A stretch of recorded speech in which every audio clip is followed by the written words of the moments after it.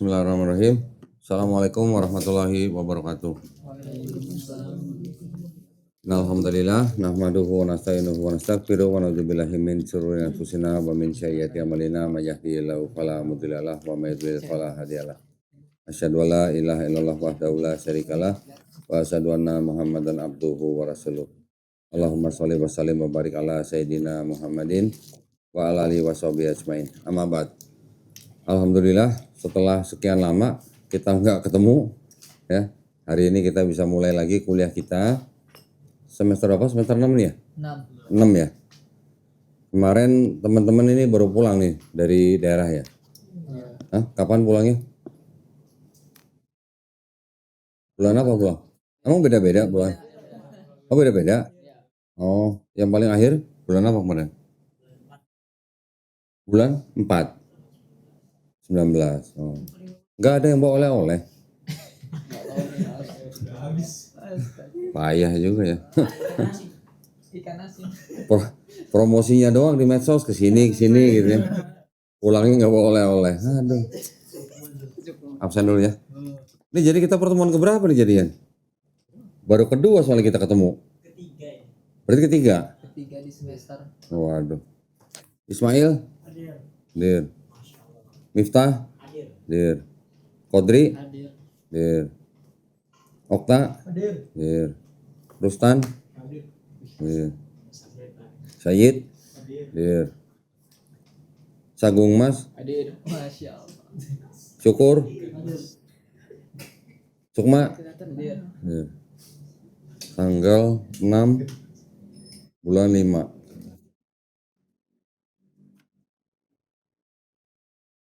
6 bulan 5 2025 Selasa.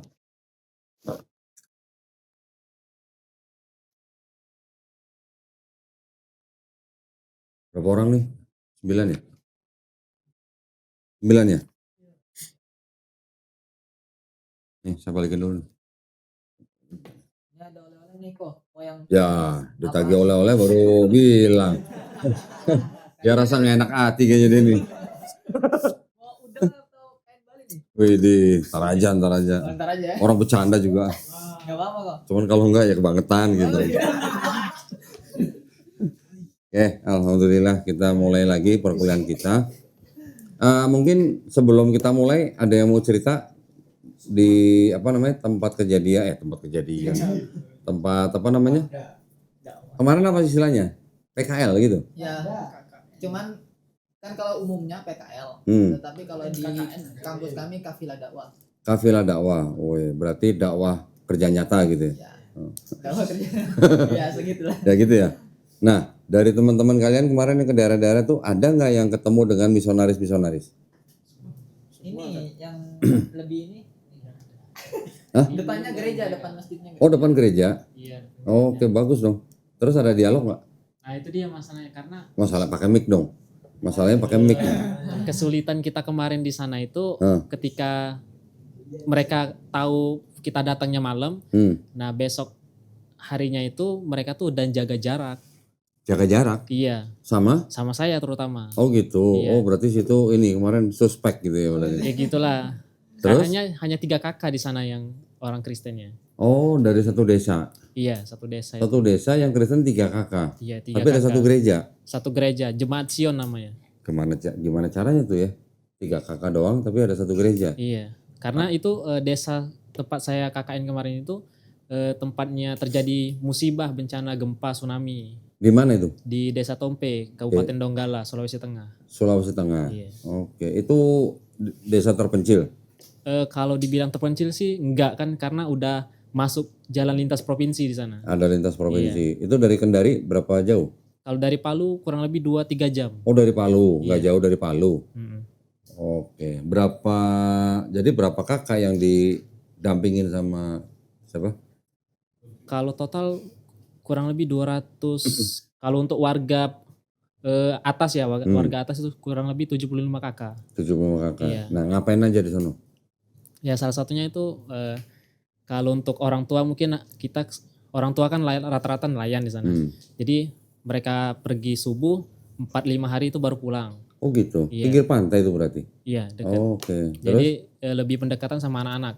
anak-anak. Iya. Nah, anak-anak di sana tuh ya mungkin kekurangannya mungkin karena jeda waktu kedatangan dai yang lama, jadi mereka tuh di masjid itu ada masjid darurat namanya, tapi yang penunggu di sana tuh hanya berapa orang tua saja Oh. ketika sholat. Tapi setelah orang tua itu sholat pergi, itu masjid itu jadi penunggunya ayam, kambing. Hah, kambing, ayam. Iya, tempat singgahnya binatang dalam Loh, berarti ayam, kambing pada masuk masjid itu? Iya, Ke dalam-dalam? karena kan namanya masjid darurat kan, nggak ada pintu, nggak ada jendela di sana. Jadi ketika cuaca terik panas, ya jadi ayam, kambing neduh di situ. Iya. Oh, oke. Terus ikut sholat? Enggak juga, karena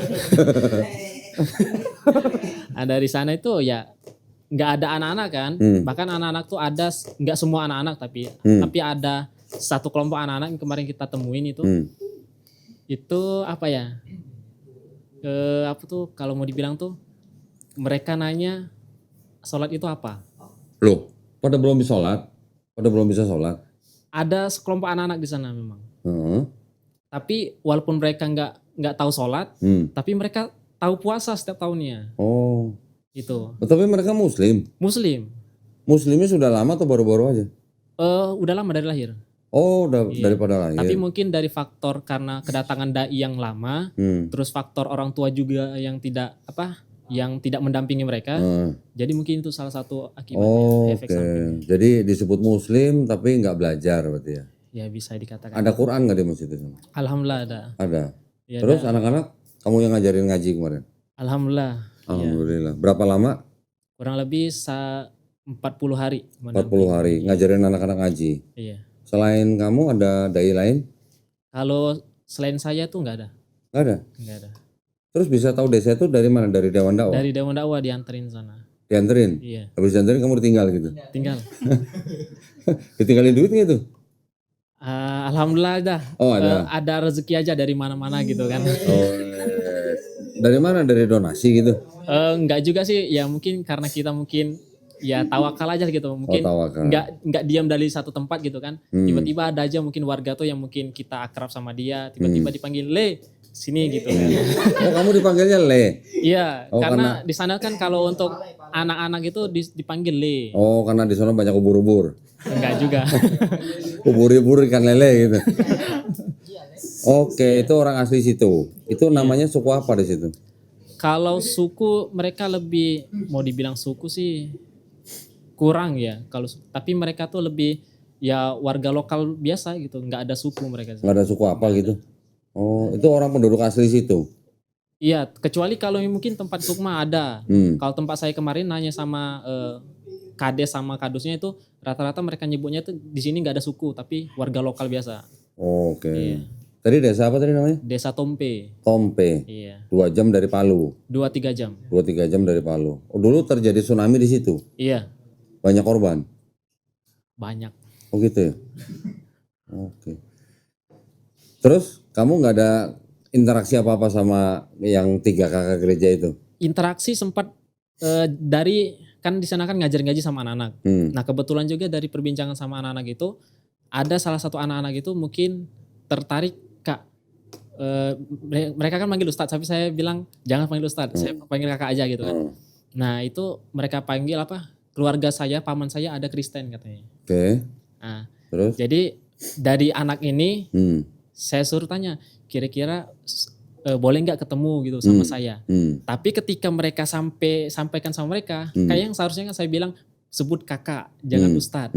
Tapi ketika mereka nyampein ke pamannya atau mungkin ke anak-anak yang SMA di sana, yuk ketemu sama Ustadz dari Jakarta katanya.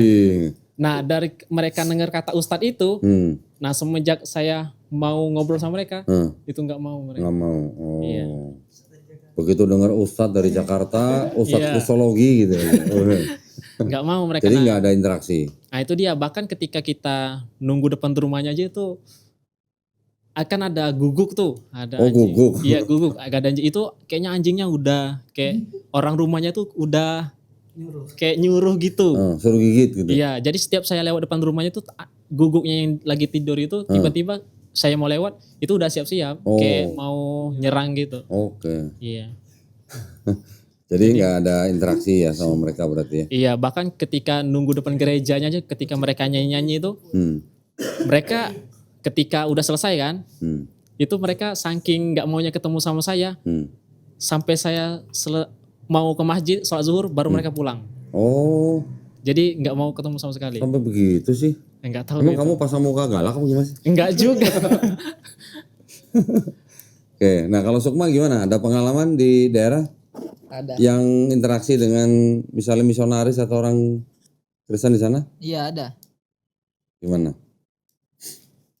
Aku kan tugas kafilah dakwahnya itu sama di Sulawesi Tengah sama Kodri. Sulawesi Tengah. Cuman kan kalau dia udah di desa, aku masuk lagi ke dusun. Desanya desa Sipi. Kalau dia Tompe, aku kesana lagi Sipi. Cuman nanti naik lagi ke atas gunung ke dusun. Namanya Dusun Pura. Berapa jam dari tempat desa Tompe itu? Dari itu 3 jaman. Masih 3 jam lagi? Nah, Naik apa? Naik gunung, naik motor gunung, ojek gunung. Ojek, ada ojek kan? Ada. Ojek online? Enggak khusus dia. Oh khusus? Jadi memang harus ditelepon dulu orang yang di atas atau enggak yang biasa orangnya tinggal di bawah. Ya udah naik ke sana lumayan 150.000 Sekali naik? satu kali naik. Jarak berapa kilo itu?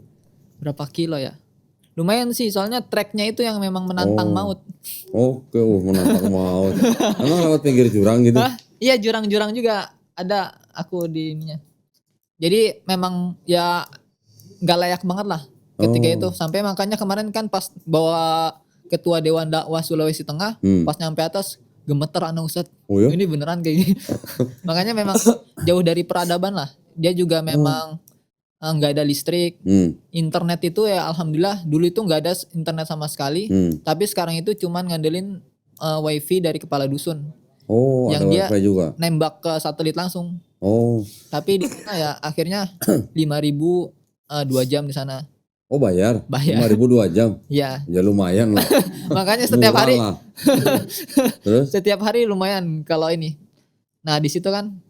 Nah pas di sana ya alhamdulillah welcome gitu. Terkait warga-warganya alhamdulillah memang sangat membutuhkan sebab ternyata di sana itu terakhir adanya dai 2020.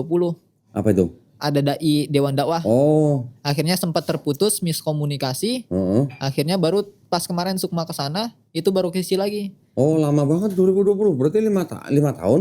Ya hampir 5 tahun lah. Nggak ada dai? Ya sempat kosong lah. Oke. Nggak ada Dewan Dakwah sebab alumni juga udah selesai masa tugas terus pindah. Cuman miskomunikasi dan lain sebagainya. Makanya pas kafilah dakwah kemarin baru mulai lagi start situ. Makanya sampai curhat warga, ya Ustadz semoga nanti ada lagi. Karena kami butuh banget bimbingan gitu. Terkait ya ilmu-ilmu agama. Berapa kakak yang dibina di sana? Dulu itu kalau ini ya kalau warga asli sana ada 200 kakak. 200. Tapi karena memang mungkin gak kuat dengan keadaan alam atau ya lingkungan di sana. Karena kalau mau turun naik juga aksesnya pada susah, akhirnya banyak yang ngerantau juga pergi, ada yang ke Kalimantan dan lain sebagainya, nyari pekerjaan kayak gitulah. Oke. Sehingga sana sisa paling 100 kakan, 100 lebih. 100 kakak yang tinggal di sana. Itu mereka kerjanya apa? Berkebun aja. Berkebun. Berkebun, kopi, coklat. Ada gereja gitu. Nah, agak gregetnya aku. Kemarin sebenarnya udah target nih, pertengahan Ramadan pengen naik. Jadi ada suatu suku terasing. Dia itu namanya suku Tajio. Suku Tajio. Nah, dia itu ternyata pas kemarin aku dapatnya itu pas akhir-akhir pas pengen pulang baru kesampean diantar ke sana. Karena sebelum-sebelumnya jauh nak kalau ke sana nak. Memang bahkan kalau ongkos dari bawah gunung ke sana itu lebih lagi 250.000. Masuk sana. Karena pas ternyata kan kemarin aku jalan kaki tuh ya. Lumayan ya 2 jam 3 jam lah. Jalan kaki 3 jam. Itu nerobos sungai lagi, hutan-hutan lagi. Nah terus baru tuh ada pemukiman di sana. Dan di sana itu anak-anak kecil tuh takut sama orang. Jadi kalau ada orang asing, itu langsung pada ngumpet. Masuk rumah? Rumah. Oh gitu. Makanya. Tapi mereka udah pakai baju? Udah pakai baju, alhamdulillah. Nah, untuk orang tuanya udah welcome lah, udah ini. Tapi anak-anaknya itu sangat asing gitu. Bahkan masih memang buta huruf aksara, nggak bisa baca tulis. Nggak ada sekolah di situ? Nggak ada di sana makanya. Karena jauh dari sekolah. Makanya di situlah kasihan banget gitu. Bahkan sampai istri kepala suku di sana itu kayak gimana ya? Kayak kemanusiaannya itu gimana gitu. Karena ketika dia sudah tua, Dia itu ditinggalnya bukan di dalam rumah, tetapi di gubuk-gubuk. Atasnya itu kayak cuman tampiasan gentengnya ya, bukan genteng apa sih, dari pohon sagu yang diituin daunnya. Iya, itu kalau aku lihat ini gampang banget bocor. Nah terus kan ketika dia kan udah lumpuh sebelah ya karena stroke. Udah pokoknya dia pipis, dia di situ. Semua di situ. Itu istri kepala suku. Istri kepala suku. Kepala sukunya kemana? Udah meninggal. Oh, udah meninggal. Di situ. Jadi dulu sempat kita memang kalah star gitu. Ketika suku tersebut sedang mencari agama, udah mulai pengen cari-cari agama. Cuman keduluan dari teman-teman dari Kristen tersebut. Akhirnya udahlah. Nah, cuman yang sangat mirisnya itu ya kalau aku kesana pas kemarin kan ketemu sama pendetanya juga welcome lah. Oh gitu. Udah ketemu, cuman dia nggak mau terlalu ngebahas agama tuh. Diajak ngopi bareng nggak? Iya, dibuatin teh dan lain sebagainya. Sana kan ya udah kasih biskuit juga lah. Terus. Nah, akhirnya ya ngobrol-ngobrol terkait ini ya, soalnya juga susah, kami juga udah pernah ngajuin buat bangun sekolah karena kalau pengen ke yang dusun Sukma tempat tinggal itu jauh juga, habis di jalan. Buat anak-anak situ. Akhirnya ya kalau terus memang Pak Pendeta nggak ini terkait pendidikan, ajarin pendidikan dan lain sebagainya. Enggak sih, soalnya kami ya fokus buat nginin ibadahnya aja. Sisanya kami ya berkebun. Jadi makanya dari segi pembangunan peradabannya itu sangat kurang. Tinggalan banget ya. Jadi gak ada guru-guru yang ngajarin baca tulis gitu. Nah di situ nggak ada. Waduh. Karena memang bahkan mirisnya di tempat Sukma sendiri yang masih yang udah lumayan lah. Maksudnya udah lebih rata. Itu tuh dari segi pendidikannya ya kadang keluhan dari warga masuknya ya sesukanya aja. Kadang jam 10, kadang cuma 2 jam. Sekolah? Iya. Bahkan gurunya katanya gak ada sekolah. Ada itu sekolah negeri, SDN negeri. Tapi ya udah karena memang akses jalan terkadang misalnya di sana ada 5 guru. Cuman nggak semuanya 5 guru di sana. Jadi di rolling misalnya sehari 2 hari guru 2 di sana. Ngajar semua kelas. Akhirnya ntar rolling lagi. Akhirnya ya udah. Akhirnya itu yang pendeta tadi jemaatnya berapa itu di situ? Jemaahnya di sana ada 17 kakak. 17 kakak Kristen. Ya, Kristen. Sisanya Muslim. Sisanya Muslim. Yang Muslim itu berapa kakak? Berarti kira-kira 80-an. Ya 80% lah. Masjid ada? Masjid ada. 2 masjid, dusun atas sama bawah. Yang satunya musola Dewan Dakwah. Cuman dibilang musola juga lebih gedean masjid musolanya Dewan Dakwah. Oh gitu ya. Karena memang di situ kan kalau ibarat masjid kan dia harus sholat Jumat. Karena di sana nggak ada yang handle, akhirnya udah diinin musola biasa aja. Imamnya ada? Nggak ada. Lah? Karena makanya pas kemarin itu baru keisi lagi. Kemarin pas aku nyampe itu baru pertama kali dikumandangkan azan lagi di musolanya Dewan Dakwah itu. Selama 5 tahun? Iya. Nggak ada azan? Karena warga tuh takut gitu kalau pengen mimpin sholat dan lain sebagainya. Akhirnya udah agak terbengkalai itu. Terus kemarin ngajarin 1 orang buat imam nggak? Udah. Alhamdulillah kemarin kan aku dapat yang mualaf juga. Ternyata bina mualaf itu ada anak dari itu, dia alhamdulillah baru hijrah. Nah terus tadinya kan suruh nak kalau kamu pengen ke gereja ke sana. Mungkin tahu jauh kali ya. Dia langsung masjid. Nah terus kata mamanya, dia tiba-tiba pengen ini, mak kayaknya aku pengen masuk Islam aja deh. Nah, terus langsung kata mamanya, jangan bentang-bentang masjid deket, kamu nggak mau ke sana ya? Akhirnya, enggak mak, seriusan ini aku bukan karena ini kok pengen masuk Islam. Akhirnya diislamkan di Dewan Dakwah Sulawesi Tengah. Makanya aku disuruh sana bina mualaf, kirain banyak. Enggak cuma 1 orang. 1 orang. Jauh-jauh gitu. Tapi Sekalian naik ojeknya 150. Tapi alhamdulillah progresnya semangat dia ya. Tadinya tuh kemarin alhamdulillah berhasil puasa meskipun baru mualaf 30 hari. Nah, terus umur berapa? Umurnya itu 25 lah. Udah 25. Ya udah 25. Ya. Terus udah bisa baca Quran? Nah, lagi proses Iqra kemarin, masih Iqra 1 gak sempet habis sama aku. Cuman alhamdulillah kadang kalau aku ini misalnya aku ketiduran, tiba-tiba dia langsung coba azan. Widih. Alhamdulillah. Dia azan, bisa azan. Kan azan dia ajarin. Nah, terus bukannya Sukma tiduran terus diazanin gitu enggak? Enggak.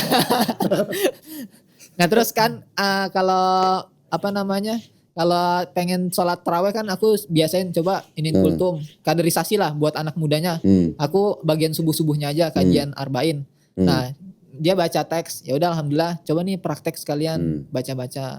Ya, Jadi itulah Sukman datang ke sana semuanya pada ke masjid lagi, ya alhamdulillah rame pada kembali. sholat lagi. Ya. Nah, Alhamdulillah. terus kemarin kan dapat alhamdulillah donasi barang-barang lah, patungan buat beli genset. Genset. Oh, nggak ada listrik ya situ ya? Nggak ada. Terus kemarin ada genset berarti ada lampu. Ya alhamdulillah. Udah. Dari gerakan barang-barang lah. Oh. Lah, Pendonasi. sebelum ada genset itu berarti subuh juga gimana? Pakai lilin gitu, pakai obor. Di sana itu manfaatin panel surya. Oh, oke. Panel surya, tapi ketika aku amati memang terkadang mengandalkan alam kan. Kalau dia mendung, udah itu gelap. Ya. Bahkan meskipun satu hari itu terang panas, itu cuman dari maghrib sampai isya udah redup lagi. Oh. Listriknya, makanya pas aku sana ada di videonya itu sampai pas subuh itu pengen ngaji pakai senter di itu. Ngeliatin buat ini. Pakai senter yang di kepala, jidat itu? Kepala, kalau enggak aku senterin pakai HP buat baca. Terus bawa HP ke sana ngapain? Hah? Katanya nggak ada internet. Iya, aku enggak, tadi kan kalau aku pengen internet aku harus ke rumah Pak Dusun dulu, naik dulu ke dusun atas. Baru itu dapat sinyal. Yang 5.000 2 jam itu? Iya, makanya lumayan. 30 hari sana. 30 hari. Lebih 30. Oke, berarti di sono akhirnya ada obrolan-obrolan dengan Pak Pendeta enggak? Ya itu harapannya ya semoga Ustadz nanti kembali lagi, nanti dia talk lagi lah lebih dalam lagi. Oke. Nah terus kemarin tuh tadinya aku pengen hadiahin bukunya Ustadz Insan Mokhodginta yang terkait isu-isu terkait Islam lah, banten-bantennya. Cuman qadarullah nggak kebawa. Nah itu akhirnya karena buru-buru hujan itu aku langsung pulang. Oh, nggak kasih buku saya? Enggak kebawa. Di situ makanya ya ambisi lah, semoga nanti bisa kesana lagi kan, bisa berjumpa lagi. Enggak, itu berarti dari dewan-dewannya memang juga programnya nggak bisa mencapai seluruh wilayah ya? Iya, karena memang itulah satu dai tidak cukup untuk sejuta umat. umat. Iyalah. Berarti nanti kalian yang jadi dai-dai utusan dewan dakwah gitu ya? Insyaallah, amin. Oke. Yang lain gimana? Nggak ada yang pengalaman? Hah? Sama ini agama apa? Krim-kriat. Iya. Agama lokal? Iya. Oh ya? Iya, nih agama lokal nggak tahu. Mereka nyembah apa di sana? Kayak batu kayu, Ustaz. Batu kayu. Ya. Terus di desa apa? Desa apa? Agama Kaharingan. Apa? Kaharingan. Kaharingan desanya. Berapa warganya? Oh, Dayak. Ya, Dayak. Itu di Kalimantan mana? Di Kalimantan Selatan kemarin. Selatan. Di tepatnya di Desa Pembakulan. Tempat saya. Berapa warganya? Kalau warganya itu 200 lebihan lah. 200 lebih. Iya. Udah muslim semua atau masih campur? Kalau di situ mualaf. Oh, mualaf. Mualafnya itu 30 kakak lah. Oh, banyak ya. Kalau selain dari itu ada juga yang Kristen, ada yang Hindu, ada juga yang Kaharingan itu. Kaharingan. Iya. Jadi kalau Kaharingan ngapain aja? Pengen tahu saya. Kalau Kaharingan itu apa ya? Enggak ada ibadahnya, Ustadz. Nggak ada ibadah. Enggak ada. Tapi Ibadah mereka itu mungkin pas saat mereka ini panen di ladang gitu. Nah, nanti di panenannya itu nanti di apa? Kayak buat syukuran lah. Nah, di situ ada ibadah-ibadahnya. Menyembahnya pohon batu. Ada pohon terus batu yang besar juga katanya. Dikasih ini sesajen. Kalau itu kurang tahu, belum tahu. Oh. Berarti di desa itu ada masjid. Ada satu masjid. Gereja 2. Pura ada apanya? Tempat ibadahnya orang Hindu itu namanya balai. Iya. Oke. Balainya itu ada 2. Akur ya semua ya. Akur di situ. Alhamdulillah. Terus gimana? Ada pengalaman ngobrol nggak sama pendetanya atau apa gimana gitu? Kalau pendetanya nggak pernah kelihatan, Ustaz. Oh, nggak pernah kelihatan. Soalnya beda kampung dia. Beda kampung. Ya. Jadi kalau pas ibadah baru datang. Oh, kamu nggak pernah ikut ibadah di situ? Enggak. Ya nggak apa-apa sekali-sekali ya. Dengerin aja gitu ya. Habis itu pura-pura tanya gitu. Tapi alhamdulillahnya itu di situ tuh pemuda-pemudanya itu sering ngobrol sama saya. Terus terutama itu mereka tuh katanya itu pernah sering nonton debat. Dan akhirnya saya bilang siapa debatnya? Mereka tunjukin videonya, ternyata Khordondi. Oh, Serius. Iya, serius Masa di Ustaz. daerah terpencil gitu mereka Iya, tahu? tahu mereka Ustaz. Alhamdulillah. Makanya saya bilang lah itu guru saya serius. Wah, mereka di situ tambah bangga lagi dengan saya. Nyampe ya ke dusun-dusun gitu nyampe ternyata ya. Ya ada sampai mereka tuh bilang, waduh itu kami kalau di Jakarta tuh pengen banget belajar sama Koh Dondi katanya. Oh ini, masya Allah. Terus kamu ajarin nggak? Ajarin Ustaz. Mereka tuh nanya tentang Yesus. Iya, cuman yang bertanya itu pemuda-pemuda muslimnya. Kalau lagi rame sama yang Hindu, kami bahasnya ya yang lain lah. Oke. Desa apa tadi? Desa Pembakulan, Pembakulan, Kalimantan Selatan. Kalimantan Selatan. Masuknya kabupaten apa itu? Kabupaten Hulu Sungai Tengah. Apa? Hulu Sungai Tengah. Hulu Sungai Tengah. Ya. Pinggir pantai atau di gunung? Di gunung Ustaz. Oh di gunung. Iya. Jadi kamu ke lokasi naik ojek juga 150.000? Enggak? Enggak. Kalau di situ alhamdulillah akses jalannya bagus. Udah bagus. Udah bagus. Jalan aspal. Iya, aspal. Makanan mudah. Mudah juga. Penduduk aslinya makan apa di situ? Beras, nasi. Tetap nasi. Beras nggak dimasak dimakan gitu. ini pengalaman ya. Kalian masih muda-muda udah punya pengalaman begitu tuh udah sangat-sangat berkesan ya berarti ya. Waduh. Yang lain gimana? Kemana? Ini Papua ini. Ah Papua? Kemana aja? Papuanya mana aja? Papua Barat kok. Kotanya, desanya apa? Distrik Kamundan. Dekat kota apa itu? Bintuni. Bintuni. Bintuni. Papua mana itu? Papua Barat. Oh barat. Barat berarti itu yang kepala itunya. Kayak apa? Kepala burungnya itu ya? Oh, pinggir pantai. Ya, kalau kami itu kan di pesisir. Nah, tempat tugas kami itu nggak ada misionaris. Oh nggak ada. Karena mayoritas memang Islam Papua. Oke. Loh kan Papua masih banyak Kristennya? Iya, di bagian biasanya itu daerah agak pegunungan gitu. Naik gunung dikit tuh. Kalau dari Manokwari ke Bintuni, jalan tuh kan lewat gunungan. Nah itu orang Kristen semua itu rata-rata. Oke. Cuman untuk di tempat tugas kami mayoritas Islam. Oke. Cuman ada satu distrik apa namanya Wariagar itu campur, ada Islam, ada Kristen. Cuman kami nggak masuk ke situ. Karena dari tempat tugas kami itu bisa 2 jam atau 3 jam ongkosnya bisa 500.000. Ah, naik apa? Naik laut. Oh, Apa ya? perahu. Longboat. Namanya longboat. Longboat. Perahu kecil. 500.000? Iya. Karena kita kalau di sana itu kita bayar ongkos minyaknya, pergi pulangnya juga. Oke. Jadi gitu, jadi mahal emang. Jadi 500.000 itu sebenarnya untuk PP gitu Iya. ya? Cuman kamu ditaruh di tempat tujuan gitu? Iya, kayak gitu dia. Jadi kalau kita mau pergi itu ongkosnya kayak gitu jadi hitungannya. Jadi Berapa kakak yang kamu dampingin di sana? kalau di tempat tugas saya itu kurang lebih 900 jiwa berapa kakak ya? Oh banyak juga ya? Iya. Kakaknya saya lupa kemarin. Kalau 900 jiwa kurang lebih. Muslim semua? Muslim semua. Oke. Gak ada gereja berarti situ? Nggak ada, gereja nggak ada. Udah ada listrik berarti? Ada dari kampung. Dia pakai mesin juga, cuman per kampung. Oh, terus kamu tidurnya gimana? Tidurnya ikut warga. Oh nggak merem sana? Tidurnya gimana ikut warga? Makanannya ini beras juga? Makanannya beras, kadang sagu. Sagu? Sagu kadang beras. Kamu ikut makan sagu? Iya, makan Enak? papeda. Enak saja. Enak ya? Enak. Dagingnya apa? Ikan? Biasanya ikan kakap. Oh ikan kakap? Kakap Cina itu atau rusa. Ah rusa? Iya. Rusa? Iya, rusa. Nangkapnya di hutan gitu? Iya. Oh, oke.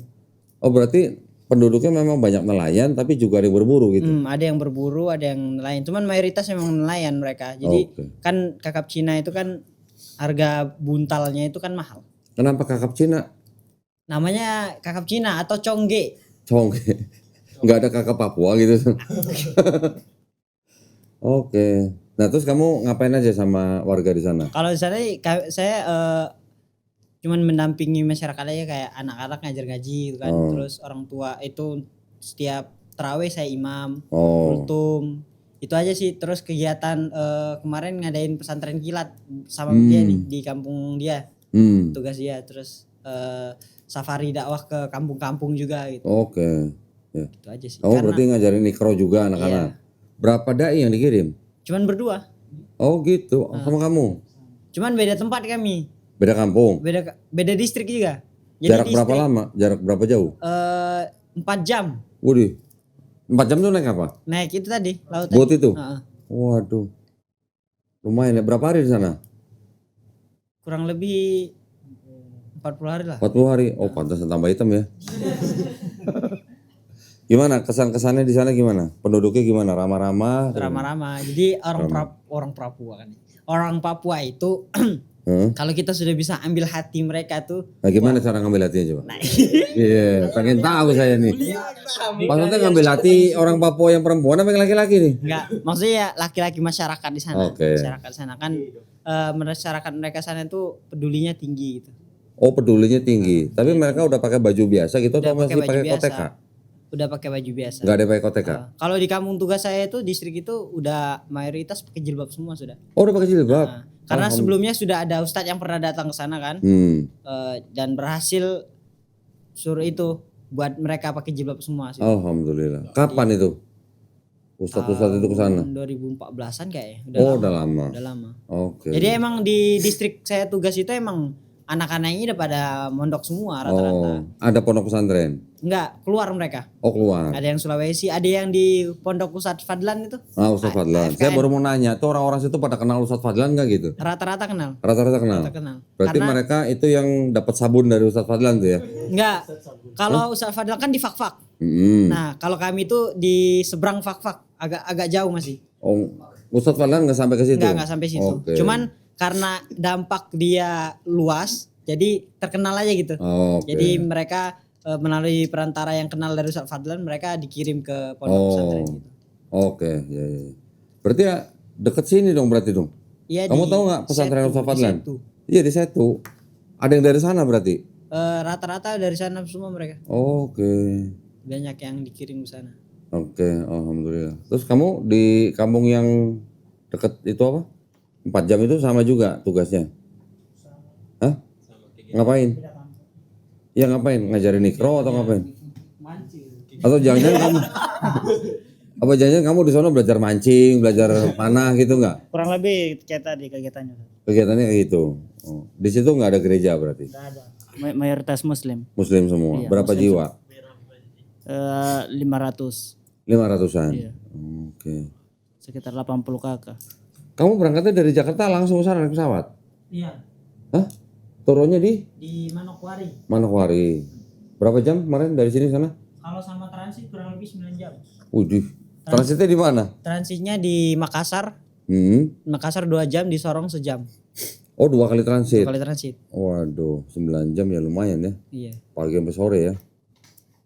Yang lain gimana? Ke daerah mana? NTT. NTT. Siapa NTT? NTT. Kemana NTT daerah mana? NTT-nya di ND. Oh ND. ND. Di ya ND tahu. Tapi tempat tugas saya tuh di bawah kaki gunung Kelimutu. Wih. Kelimutu. Oh gitu. Ya. Terus ketemu apa aja di sana? Kalau tempat kafda saya itu kan yang Muslim cuman 37 kakak. Sisanya dari berapa kakak? Dari itu kurang tahu kok. Oh. Sisanya itu Katolik. Oke. Nah, itu berarti Flores ya? Pulau Flores ya? iya, Nama pulaunya. Flores. Terus Ya kegiatannya cuman itu. Tapi sebelum itu saya ke tempat kafda di kota Ende tuh saya sudah diingatin kok. apa? Diingatin ini kalau di sana jangan bahas soal perbandingan agama. Oh, Soalnya terkenal dengan apa? Toleransi. Oke. Kalau nggak mau kenapa-kenapa jangan dulu bahas. Yang bilang tentang- begitu siapa? Itu dai seniornya di sana. Dai Dewan Iya. Dakwah. Bukan. Dia alumni ini. Ibnu apa? Alumni pondok juga di Bogor. Oke. Ada Ustadz. Orang Ibnu Jawa atau Taimiyah. orang asli situ? Orang asli situ kok. Orang situ. Dia cuma dai senior tapi datangnya cuma seminggu sekali Oh. di tempat kafda. Oh. Nah, kamu dari kota Ende ke tempat tugas itu berapa kilo? Lumayan 2 jam Oh, naik naik motor. Naik motor 2 jam. Naik motor 2 jam ya nggak terlalu jauh berarti ya. Berapa? 150.000 juga? Nggak tahu, diantar sih. Oh gratis. diantar. Jadi ke desa apa tadi namanya? Desa Pemo. Pemo. Desa Pemo, Kecamatan Kalimutu. Kalimutu. Kalimutu. Kamu di kota Ende-nya nggak sempat ke itu yang percetakan Arnoldus Ende? Nggak sempat. Oh, kan di Soalnya situ langsung ke tempat itu. kan ada percetakan Bible di situ. Iya. Arnoldus Ende. Nggak sampai situ ya? Nggak. Wah, tahu gitu mendingan tahu gitu saya nitip ya. Beli yang itu yang kitab suci Katolik itu ya. Yang ada catatan kakinya itu ya. Berarti di Ende banyak gereja Katolik ya? Iya banyak. Ramai di kota Ende. Rame. Itu kan di sana kan terkenal dengan toleransinya kok. Jadi Ya. ada tempatnya tuh satu desa jadi gereja sama masjidnya tuh berhadapan. Oke. Terus warna catnya juga sama, dibangun juga sama. Oke. Jadi Kontraktornya satu orang berarti itu ya? Iya. Nah mereka damai ya, nggak ada masalah Damai ya? enggak. Bahkan kalau di tempat saya tuh ada yang dalam satu rumah tuh campur, ada yang Satu keluarga beda iya. agama. Katoliknya ada, Kristennya ada, Muslimnya ada. Islamnya, oke. Terus kamu di sana juga sama mengajari sholat, Iya, ikro gitu. saya fokusnya ke anak-anak. Soalnya kalau orang tua itu mereka lebih ke kebun siangnya. Oke. Kalau malamnya baru ke masjid. Terus kamu jadi imam juga di masjid? Ya, Berapa Soalnya- masjid? Banyak? cuman satu masjid. Oh cuma satu? Cuman satu masjid. Itu pun kalau nggak ada imam nggak sholat. Hah?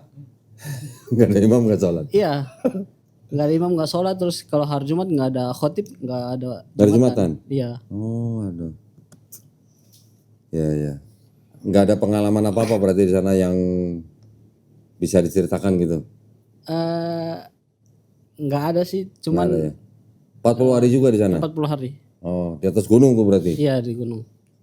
Kalau di Ende tuh kalau nggak salah, di Flores itu Muslim banyak di pesisir ya? Iya di pesisir kebanyakan Muslim. Kalau di tengah banyak Katolik. Iya pegunungan kalau Katolik. Nah, itu yang di belakang kamu di mana? Udah ada bro. Lalu kamu kemana? Ke Kalimantan Tengah. Kalimantan Tengah, Dayak. Enggak. Apa? Suku apa? Campur sih, cuman udah semuanya udah muslim juga. Orang Muslim? Ya, udah modern juga. Orang suku apa? Dan Daya. Dayak. Iya. Oh, berapa kakak yang di Kalau kakak kurang tahu ya, tapi 200-an penduduk. 200 juga. penduduknya? Oke. Sama juga ngajarin ikro anak-anak gitu. Ada masjid yang banyak. Ada masjid. Itu Muslim semua atau campur? Cuma 2 kakak doang yang gini. Dua kakak yang Kristen. Berarti ada gereja juga? Enggak ada. Oh enggak, kirain.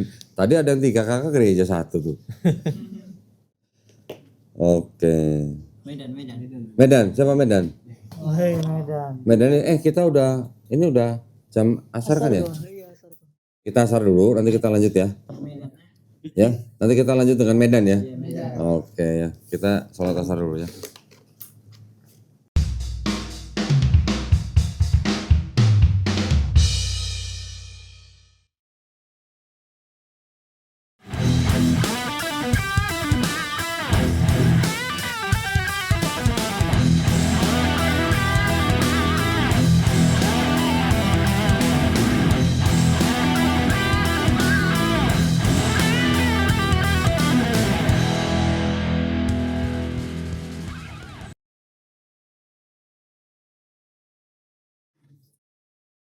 Baik, kita lanjutkan ya setelah sholat asar.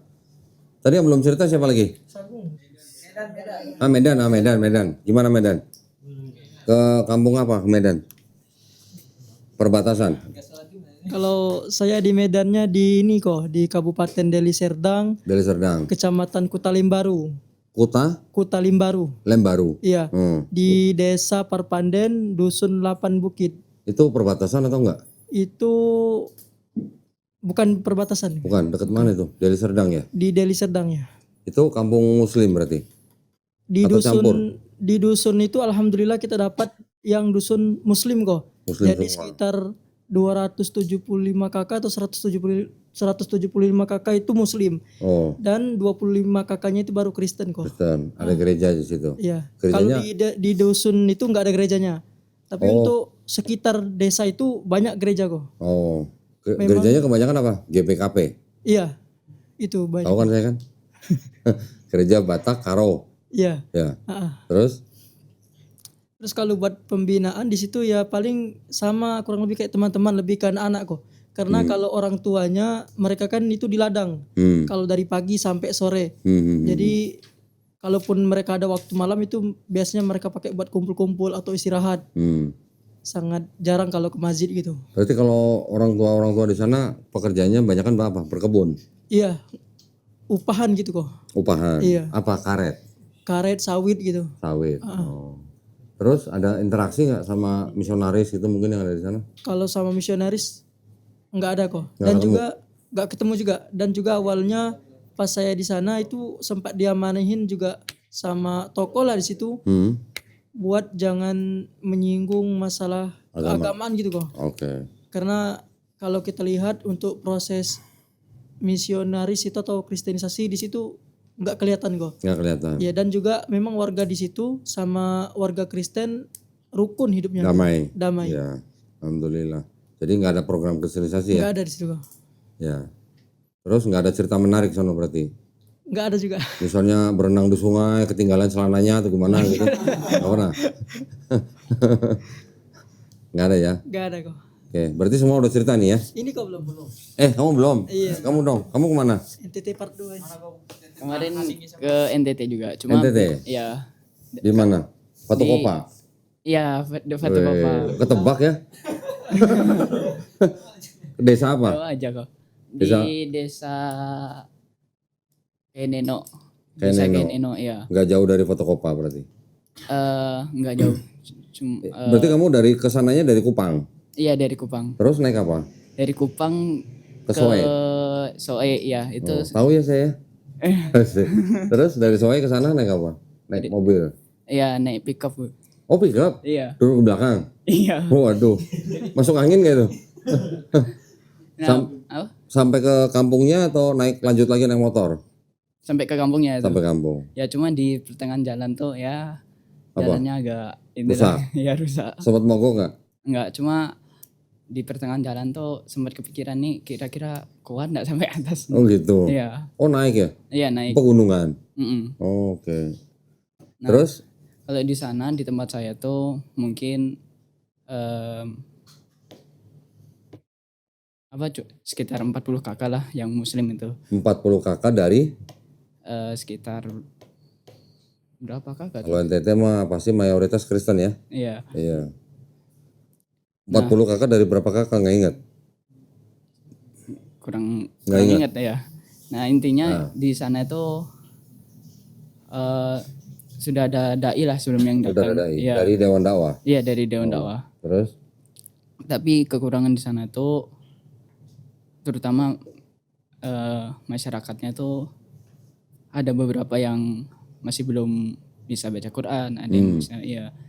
Jadi fokusnya hampir sama kayak si Okta tadi, lebih ke anak-anaknya. Dan di situ pun ketika sholat 5 waktu, yang paling ramai cuma Isya sama Tarawih aja. Isya sama Taraweh. Iya. Sholat lain nggak ada? Sholat lain yang ngisi cuma beberapa aja. Oh, ada imamnya? Yang imamin ya saya sama ada Oh, anak dari Dewan Dakwah. oh sebentar ya. Oke, lanjut. Terus?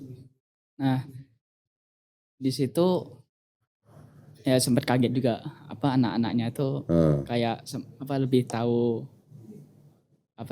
nama-nama surat di di Alkitab sendiri kayak Matius. Terus kayak Orang-orang anak-anak Islam maksudnya? Iya. Oh, anak-anak Islam malah lebih tahu nama-nama surat di Bible. Iya. Oh, bisa begitu ya? Iya. Terus? Nah, dari situ sempat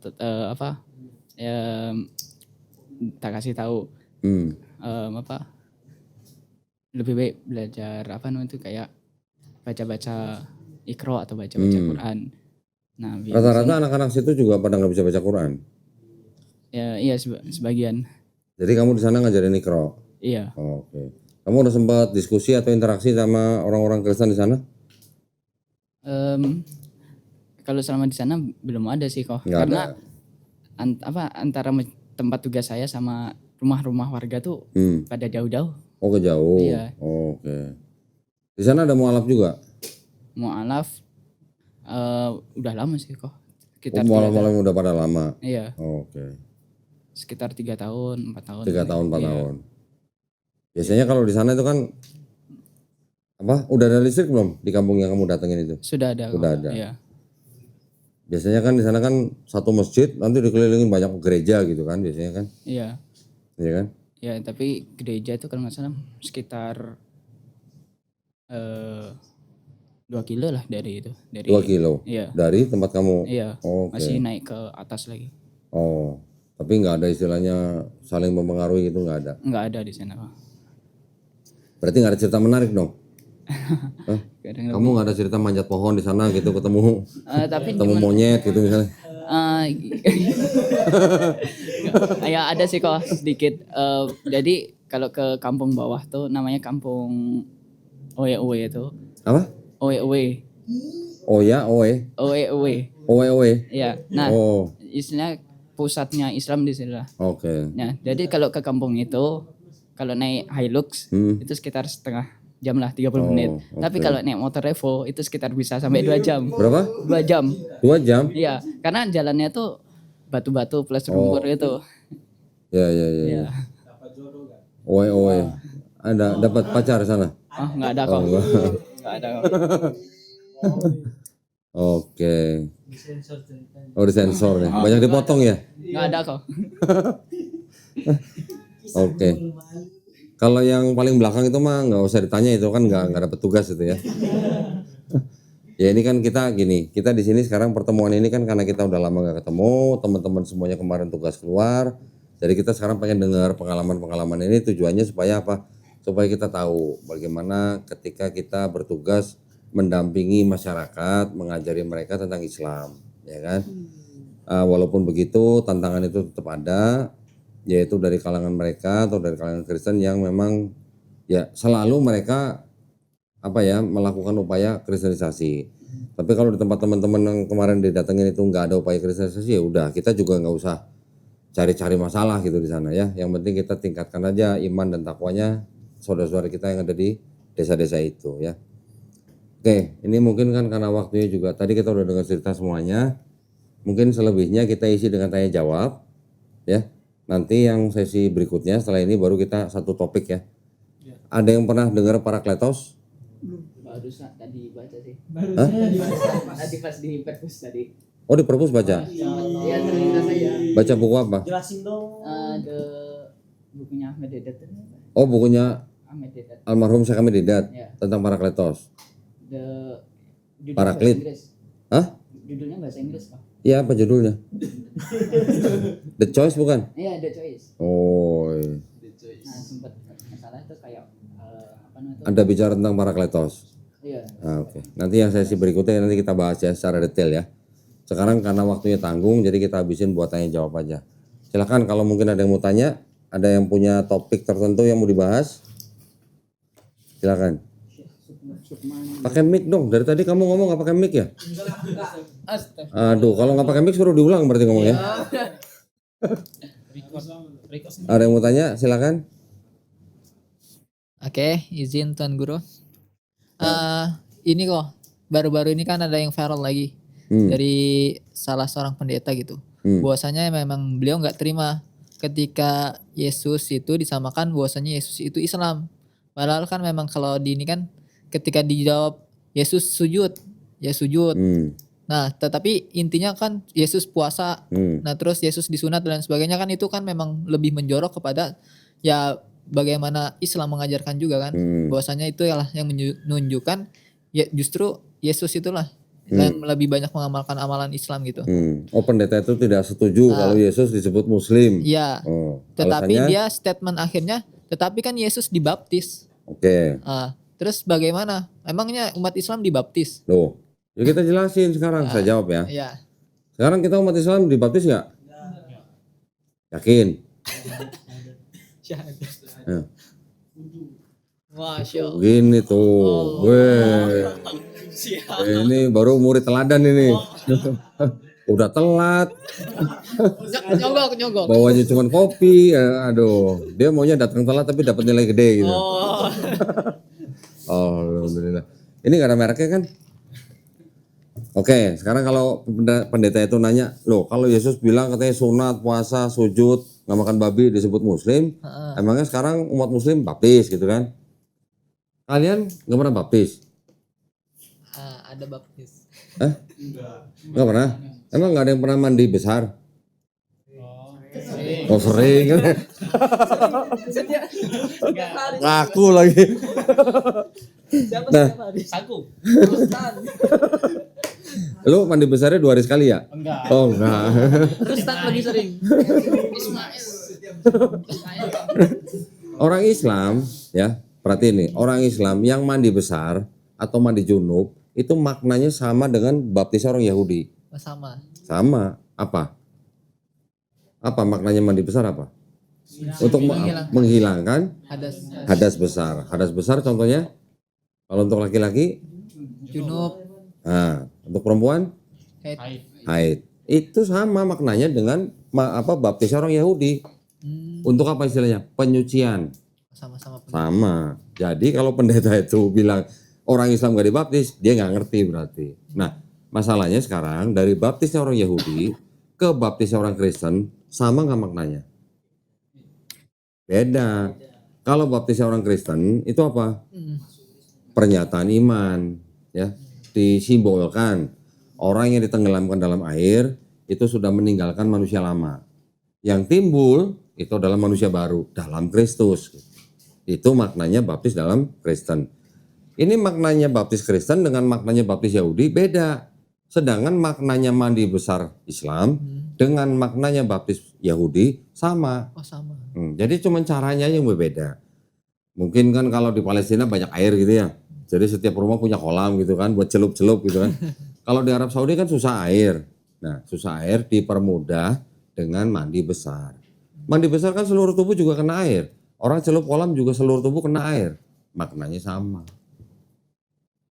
Jadi antara baptisnya Yahudi ke mandi besarnya Islam ini ada benang merahnya karena maknanya bukan karena caranya ya, karena maknanya. Tapi di tengah-tengah baptisnya Kristen beda sendiri. Itu yang membedakan. Ya, jadi suruh pendeta tuh belajar lagi. Siap. Oke, apa lagi? Ada lagi? Saya kemarin sempat nonton, bukan nonton, lihat judulnya, gitu, lihat judulnya. Ada sebuah video di YouTube yang saya lihat fotonya Bambang Nursena. Ya, Bambang Nursena. Judul videonya konslet pikiran muslim yang menganggap Yesus muslim gitu. Nah, gitu ya, mungkin kurang lebih sama lah. Jadi kalau mereka bilang kita otaknya konslet karena menganggap Yesus muslim, nah, kita boleh adu pendapat kalau begitu. Coba kita lihat kesamaan-kesamaan apa yang diperbuat Yesus dalam Bible dengan apa yang diperbuat oleh orang Islam dalam syariatnya. Ada kesamaan apa enggak? Jadi orang yang mengatakan seperti itu orang yang tidak tahu bedanya akidah dan syariat. Nah, teman-teman tahu nggak bedanya akidah dan syariat? Harus tahu nih. Apa coba akidah? Aturan bisa, hukum bisa. Hah? Terkait hukum hakam syariat. Apa? Syariat lebih kepada hukum. Pakai mic. Syariat apa? Syariat lebih kepada ahkam hukum. Ya. Kalau akidah? Terkait keyakinan. Keyakinan. Nah, jadi kalau kita katakan Yesus yang di Bible itu muslim, artinya orang yang berserah diri, bisa nggak? Bisa. Karena di Matius 26:39 juga dikatakan apa? Jikalau bisa, lalukanlah cawan ini daripadaku. Tapi bukan kehendakku yang jadi, tapi kehendakmu yang jadi. Kalau orang menyerahkan urusannya kepada Sang Pencipta, namanya muslim bukan? Secara akidah. Secara syariat mungkin beda ya. Kita sebagai orang Islam sudah menjalankan syariat yang sudah disempurnakan dari Taurat, Zabur, Injil disempurnakan dengan Quran. Ini syariat nih. Kalau Taurat, Zabur, Injil kan syariat hanya untuk Bani Israel. Sedangkan untuk Islam sudah disempurnakan dalam Quran. Quran dan Sunnah gitu maksudnya. Quran dan Sunnah ini kan mencakup syariat. Yang tadinya dijalankan dan diterapkan oleh orang-orang Bani Israel. Disempurnakan dengan Quran dan Sunnah. Misalnya contoh. Sholat misalnya. Orang Israel juga sholat gak? Sholat, ya kan? Mereka sujud gak? Sujud. Di Bible banyak. Ayat-ayat yang menceritakan nabi-nabinya pada sujud. Bahkan bukan cuma nabinya juga, tapi sama umatnya sujud. Ya kan? Itu adalah salah satu bentuk dari syariat. Wudu ada nggak Bani Israel? Ada. Mereka sebelum masuk ke dalam kemah perjanjian basuh kaki dan tangan. Wudu bukan? Wudu. Cuman bedanya kalau mungkin wudunya Bani Israel itu cuma tangan dan kaki, di Islam di dalam Quran dan Sunnah wudunya sudah disempurnakan. Ya kan? Ada cuci mulut, cuci tangan, cuci muka, cuci siku, cuci kaki, cuci kepala. Itu yang saya maksud dengan disempurnakan. Sujudnya ada atau sholatnya ada, wudunya ada, terus apa lagi? Syariat yang kita lakukan sekarang. Zakat ada nggak? Orang Israel? Ada nggak? Ada apa? Perpuluhan. Nah, perpuluhan mereka itu adalah bentuk lain daripada zakat yang kita sekarang lakukan. Masalah besarnya seberapa itu yang disempurnakan dalam Quran dan Sunnah. Ketika di dalam Islam sekarang kita hanya berzakat 2,5%, itu pun bagi yang mampu. Di Bani Israel juga dulu ada kewajiban semacam itu gitu. Ya, cuman syariatnya yang berbeda. Mungkin mereka harus membawa zakat itu ke bait suci setahun sekali, terus kemudian yang jauh bisa diuangkan dulu, nanti di sana bisa dibelikan lagi dan macam-macam lah ya. Itu syariat yang berbeda. Tetapi secara akidah nih, keyakinan. Apakah Bani Israel itu menyembah Trinitas? Kan tidak. Secara akidah, sama nggak mereka dengan Muslim? Sama. Berarti mereka juga Muslim bukan? Muslim, cuman syariatnya berbeda. Ya, masalah nanti timbul agama Yahudi, ciptaan mereka, itu lain cerita. Yahudi walaupun disebut sebagai, saya berani mengatakan bahwa itu adalah agama ciptaan manusia, tetapi itu tetap saja masih ada benang merahnya antara Yahudi dan Islam. Kenapa? Benang merahnya di mana? Di akidah. Akidahnya ada benang merahnya. Sama karena mereka juga tidak menyembah Trinitas. Kita juga tidak menyembah Trinitas. Yang mereka sembah adalah Tuhannya Abraham, Ismail, Ishak dan Yakub. Kita juga menyembah Tuhannya Abraham, Ismail, Ishak dan Yakub. Sama kan? Nah, jadi kalau mereka katakan kita konslet, yang konslet justru mereka. Karena apa? Karena mereka menyembah selain Allah. Mereka menyembah Yesus. Orang Yahudi aja bilang mereka Avodah Zarah. Apa artinya? Penyembah asing. Asingnya kenapa? Karena di dalam Kristen konsep penyembah Yesus itu tidak ada di dalam konsepnya Yahudi. Orang Yahudi tidak kenal yang namanya Tuhan bisa jadi manusia. Itu. Jadi konsep siapa? Lah buktinya dari antara Yahudi ke Islam sama. Orang Yahudi berani bilang Tuhan yang disembah oleh orang Islam itu adalah Tuhannya Abraham, Ismail, Ishak dan Yakub. Mereka mengakui. Nah sekarang orang Yahudi kalau ditanya, kalau Kristen gimana? Sama nggak Tuhannya? Beda. Mereka disebut Avodah Zarah, penyembah asing. Saya tanya ke Rabi, bisa nggak saya sebut penyembah berhala? Bisa katanya. Memang itu katanya. Memang mereka menyembah berhala. Siapa berhalanya? Yesus. Buat orang Yahudi. Buat orang Islam, kita memandang Kristen apa? Orangnya musyrik, perbuatannya syirik. Jadi kalau mau dirunut Yahudi, Kristen, Islam, dari tiga ini yang konslet siapa? Ya, secara akidah kita bisa bilang orang Yahudi itu Muslim karena mereka adalah orang-orang yang menyembah hanya kepada satu pencipta. Di tengah-tengah ada yang menyembah katanya satu pencipta tapi tiga pribadi. Nah, itu bedanya. Paham ya sampai sini ya. Jadi kalian kalau menghadapi pernyataan-pernyataan seperti itu atau klaim yang seperti tadi itu jangan buru-buru panik atau segala macam. Kita melihatnya dari sisi akidah, ya harus dibedakan akidah dan syariat. Gitu. Oke, ada lagi? Berarti tahuin definisinya juga ya, baptis itu apa? Berarti kita juga harus memang mengetahui definisi-definisi itu ya. Iya, baptis misalnya. Kita juga harus tahu apa sih maknanya baptis buat orang Yahudi. Itu harus dipelajarin. Kalau ternyata mereka baptis itu karena untuk menyucikan mereka dari dosa, ya berarti sama dengan mandi junub gitu. Lah kita juga mandi junub kan? Gitu. Bedanya cuma caranya. Mereka nyebur ke kolam, kita hanya membasahi seluruh tubuh dengan air, gitu aja. Nah, sedangkan Kristen beda maknanya. Ada lagi yang viral-viral? Mungkin yang kalian lihat di medsos yang dari kalangan mereka yang bisa dikatakan apa pembelaan atau apa gitu, atau mungkin menyerang gitu, atau mungkin mengajak merayu dan sebagainya. Ada nggak yang gitu? Yang lain silakan. Satu orang wajib satu. Satu orang wajib satu ya.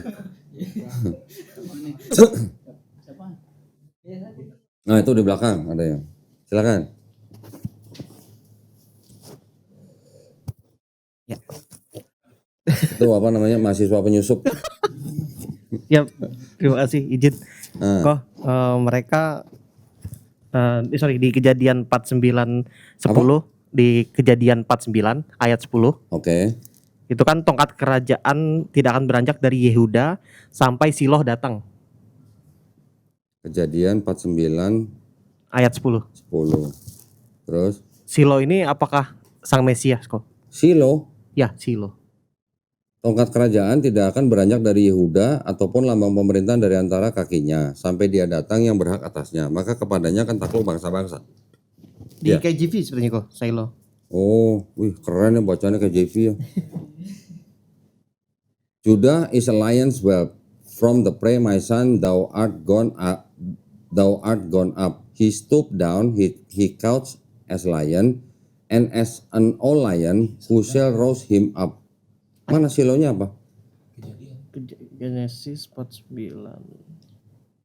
Kejadian 49, 10 ya? 10. 10, the scepter shall not depart from Judah, nor a lawgiver from between his feet, until Shiloh come, and unto him shall the gathering of the people be. Shiloh ini ya? Iya. Di sini terjemahnya apa jadi? Bukan yang Shilohnya itu. Until Shiloh come and unto him shall be the gathering of people be. Sampai dia datang yang berhak atasnya. Itu terjemahnya gitu. Yang berhak atasnya maksudnya apa? Sampai dia datang yang berhak atasnya. Nah, ini kan lagi ngomongin setiap anak-anak dari Yakub, Nabi Yakub, ya kan? Di sini yang dikatakan kan Yehuda. Yehuda seperti anak singa. Setelah menerkam engkau naik suatu tempat yang tinggi, hai anakku. Ini kan ayat 9. Ia meniarap dan berbaring seperti singa jantan atau seperti singa betina. Siapakah yang berani membangunkannya? Tongkat kerajaan tidak akan beranjak dari Yehuda ataupun lambang pemerintahan dari antara kakinya sampai dia datang yang berhak atasnya. Maka kepadanya akan takluk bangsa-bangsa. Yang jadi pertanyaan apa tadi? Yang dia datang, dia itu siapa kok? Sampai dia datang. Sampai dia datang yang berhak atasnya. Bisa jadi ini yang Mesias itu. Mesias kayaknya. Mesias yang beneran Mesias. Ya, Mesias yang dianggap sebagai yang dijanjikan atau yang ditunggu oleh bangsa Israel. Berarti tongkat kerajaan ini yang dimaksud itu keistimewaan bangsa Bani Israel tuh akan diberikan ke bangsa lain yang Enggak. Ini enggak bicara bangsa lain. Kan gini, dari 12 suku Israel yang yang akan menjadi leluhurnya Mesias yang akan datang itu adalah dari Yehuda nanti kan sampai ke Daud. Daud nanti lewat anaknya Salomo, baru nanti Mesias siapa? Mesias yang akan datang ini syaratnya harus keturunan Daud lewat Salomo. Nah, Salomo ini kan Yehuda gitu. Yang dimaksud ini tongkat kerajaan tidak akan beranjak dari Yehuda ataupun lambang pemerintahan dari antara kakinya. Ini adalah maksudnya adalah tentang kerajaan yang dipimpin atau yang kita ketahui sebagai kerajaan Yudea. Ya, kerajaan Israel kan terpecah menjadi dua setelah Salomo meninggal. Utara 10 suku, Yudea 2 suku. Yudea itu adalah Yehuda dan Benyamin. Dari situlah nanti Mesias yang akan datang harus keturunan Daud melalui anaknya Salomo. berarti sekarang kerajaan Yehuda masih ada kok.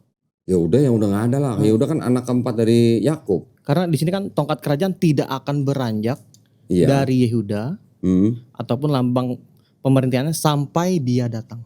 Iya, maksudnya kerajaan yang tidak akan beranjak dari Yehuda itu artinya keturunan Yehuda itu yang tetap memegang pemerintahan. Yang memegang pemerintahan buat orang-orang Israel berasal dari keturunan Yehuda. Itu maksudnya. Oh, oke. Ini udah nyusup pertanyaan susah-susah lagi ya. Kasih. Silakan yang lain. Satu lagi kok, Ya. makanya mengenai Melkisedek ya kok. Dia kan katanya tidak bermula dan tidak berakhir ya. Apakah Melkisedek itu yang diyakini oleh kaum Kristiani adalah Bapak? Bapak siapa? Bapak Yesus? Bukan. Maksudnya Tuhan Yang Maha Esa? Iya. Bukan. Nggak sampai ke situ. Terus Bukan. statusnya apa kok?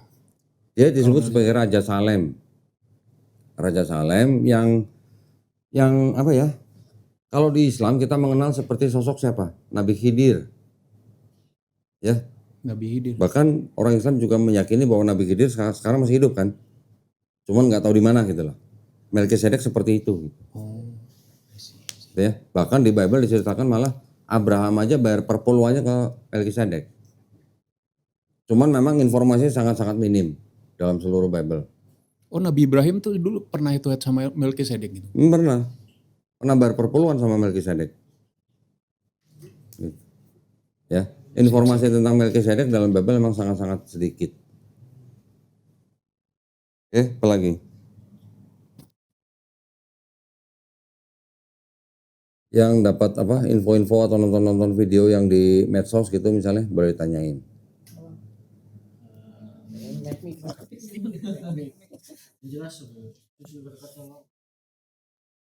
Apa? Kok bukan itu? Elia, kamu fansnya Elia ya? Oh, enggak. Ini kok apa namanya itu? Oh Joni. Sempat dengar ini sih apa namanya tuh cuplikan video salah Apa? satu video. Ngomongnya kenceng dikit tuh. Apa? Sempat dengar apa salah satu cuplikan video. Tokoh ini terkenal. Tokoh ini terkenal. Sebut aja namanya nggak apa-apa. Ade Armando. Ada Armando, Nah, terus? Itu sempat mengatakan Al-Quran tuh kemungkinan bisa jadi ada perubahan karena setiap zamannya tuh. Setiap apa? Setiap zamannya tuh ada apa kayak perubahan gitu. Nah, ya. Terus? Apa maksudnya? Bagaimana cara misalnya apa ya? Astagfirullah lupa lagi. Tahu lu ngomongnya pelan banget sih, kenapa sih? Belum dicas apa gimana sih? Belum makan. Kenapa? Nah itu kan sempat ada lagi viral tuh tentang mengatakan Al-Quran di zamannya Nabi Muhammad sama zaman sekarang ini kemungkinan ada ya terus pernyataannya tuh maksudnya bagi orang-orang awam awam yang misalnya teman-teman yang awam tuh pasti akan terdoktrin dengan pemikirannya Ade Armando nih. Ya makanya jangan nonton orang yang udah nggak jelas gitu aja. Sekarang kalau dia bilang kemungkinan ada perubahan, ya suruh dia kasih buktinya aja. Saya tantang dia kasih perubahannya apa, di ayat berapa misalnya. Itu aja, susah amat. Dia udah jelas-jelas liberal, nggak usah didengerin orang-orang begitu. Ya, nanti ada yang bilang lagi menghafal Quran tidak ada faedahnya atau tidak ada manfaatnya gitu kan. Kita udah tes ternyata sama Kohani dites. Ternyata ya mungkin dulu dia hafal tapi sekarang udah rusak dan dia sudah tidak mengimani Quran. Katanya di Quran ceritanya dongeng ya berarti dia udah kafir gitu aja. Gampang. Kita nggak usah terpengaruh sama orang-orang begitu. Orang-orang begitu itu orang-orang bayaran. Orang-orang bayaran untuk menyerang Islam. Itu aja. Apalagi? Lu nanya yang susah dikit dong kayak di belakang dong. Ada lagi?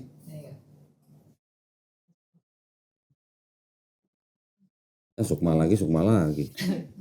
Emang wajib satu persatu kayaknya. Oh gitu. Suruh bicara ya. Iya.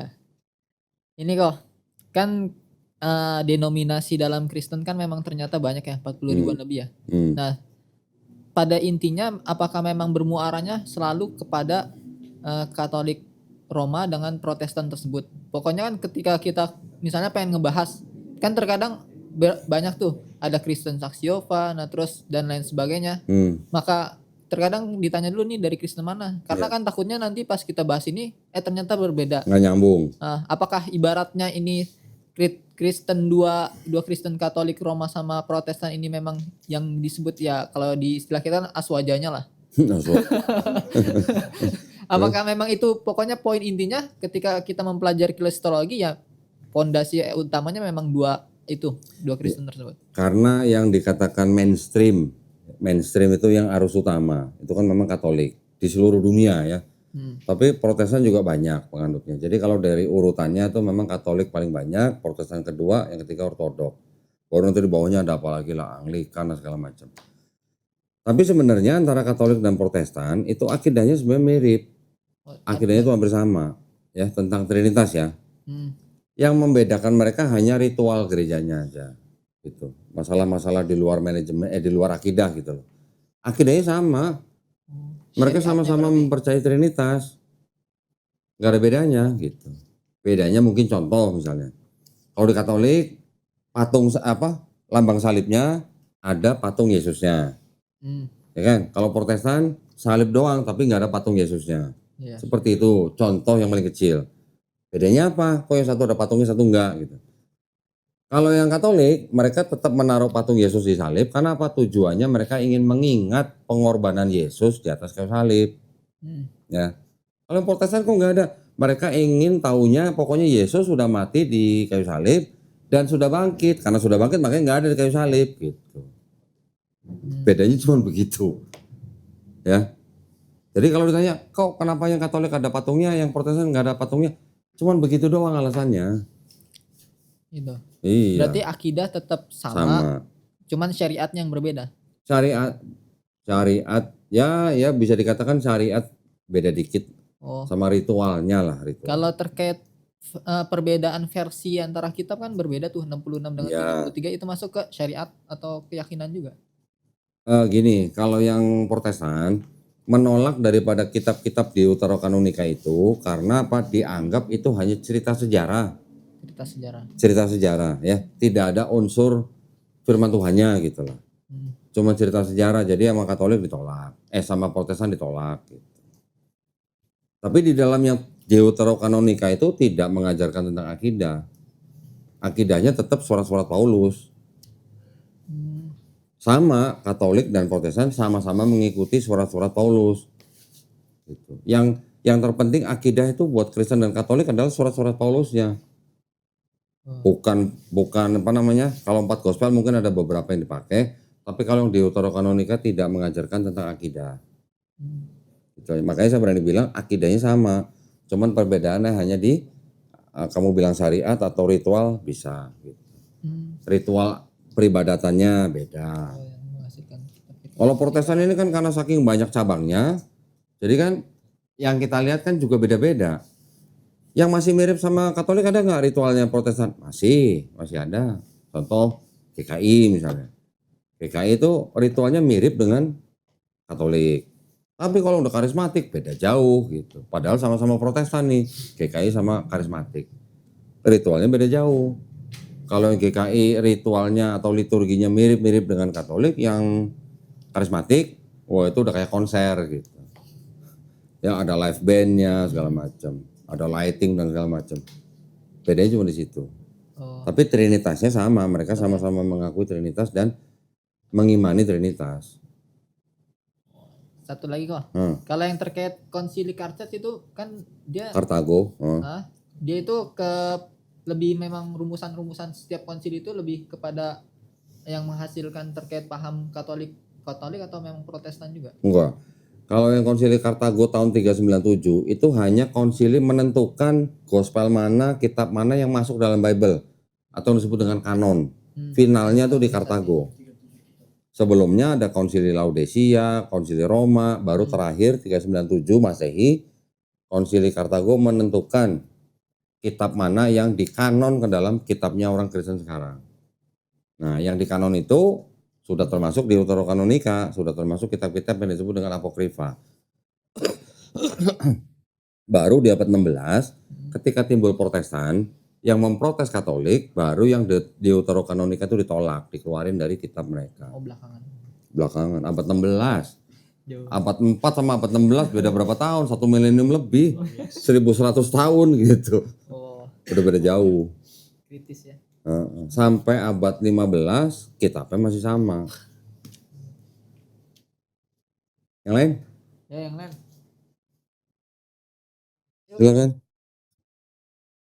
Kok soalan yang tentang mereka itu mengakui keilahian Yesus kan sebagai Tuhan.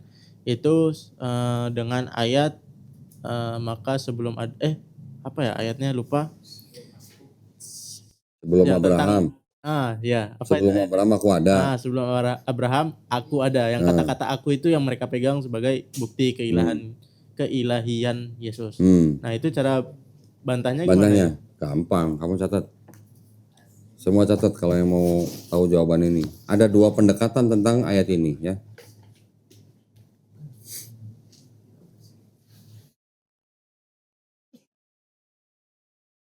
Tolong dicatat. Kata-kata yang digunakan untuk kata aku ada itu adalah pakai kata dalam bahasa Yunaninya ego eimi. Ya, ini pendekatan pertamanya nih, jawaban pertama nih. Ego eimi. Ego eimi itu artinya apa? Dalam bahasa Jakartanya apa tahu? Gua. Udah cuman kata aku aja sebenarnya. Aku, saya, gue gitu. Itu artinya cuma begitu ya. Itu bahasa apa, Bang? Bahasa Yunani. Ya, Yunani. Nah, terus kenapa mereka mengambil ayat itu dan menggunakan ayat itu dan mengatakan bahwa karena ayat itu Yesus dianggap sebagai Tuhan. Oke, sekarang kita bayangin lah ya, sama-sama bayangin ya. Sebelum Abraham ada, Yesus ada. Abraham nih. Kalau ada yang sudah ada sebelum bumi diciptakan, hebatan mana sama Yesus? Saya tanya dulu gitu. Hebatan mana sama Yesus? Enggak ya, manusia lah. Kita nggak usah bawa malaikat lah. Adam. Ya jelas ya, Adam sudah ada sebelum Abraham dan banyak orang kan. Enggak dong, Adam kan sebelum Abraham. Tadi saya tanyanya apa? Kalau ada orang yang sudah ada sebelum dunia diciptakan. Sebelum dunia berarti sebelum Adam. Gimana? Mau nuhanin orang itu sebelum dunia diciptakan ada? Nggak berani kan? Siapa ayat di Bible yang menceritakan orang itu sudah ada sebelum dunia diciptakan? Bukan berarti orangnya sudah ada dalam bentuk fisik ya, bukan ya. Yesus kan juga secara fisik juga belum ada sebelum Abraham. Tapi yang dimaksud orang Kristen itu kan Yesus sudah ada sebelum Abraham itu kan sosoknya, tapi belum fisiknya. Oke. Catat Amsal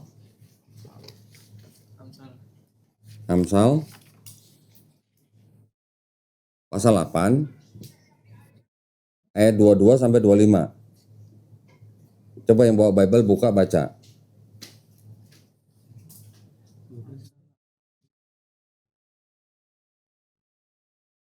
Amsal 8 22 sampai 25.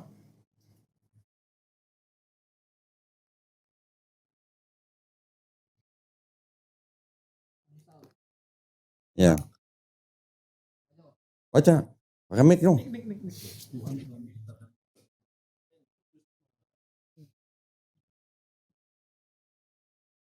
Amsal pasal 8 ayat 22 sampai 20. Itu Bible apa sih kok tipis banget gitu? Tipis. Digital. Ayo baca. TB. Tuhan telah menciptakan aku sebagai permulaan pekerjaannya. Nah, siapa yang dimaksud di situ?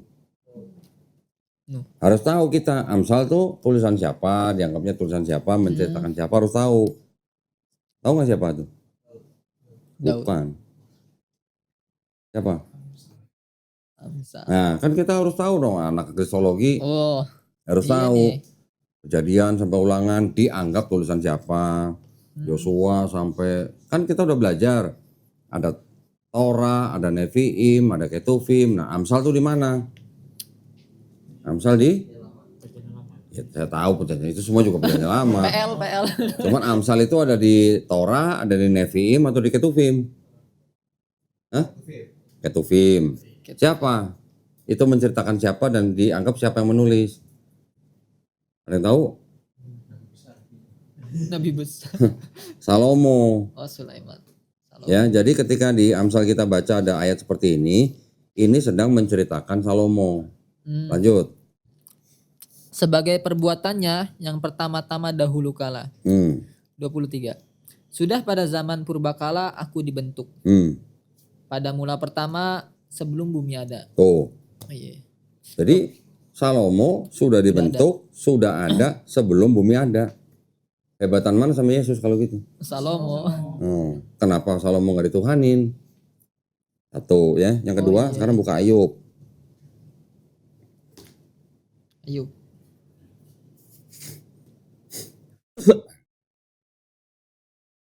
Ayub. Ayub 38. 38. Ayat 4 sampai 7. Tapi baca ayat 4-nya aja udah tahu lah. Siapa? Di manakah engkau? Engkau siapa? Engkau siapa nih? Ayub. Ayub kan? Nah, terus?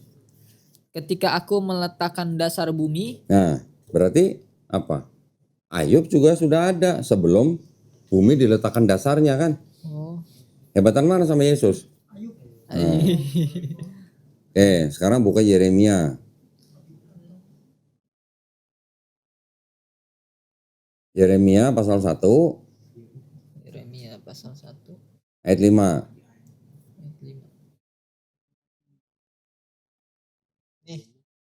Baca. Yeremia pasal 1. Sebelum aku membentuk engkau dalam rahim ibumu, Aku siapa di situ? Yeremia. Oh, kan akunya A besar. Oh, Amsal. Siapa?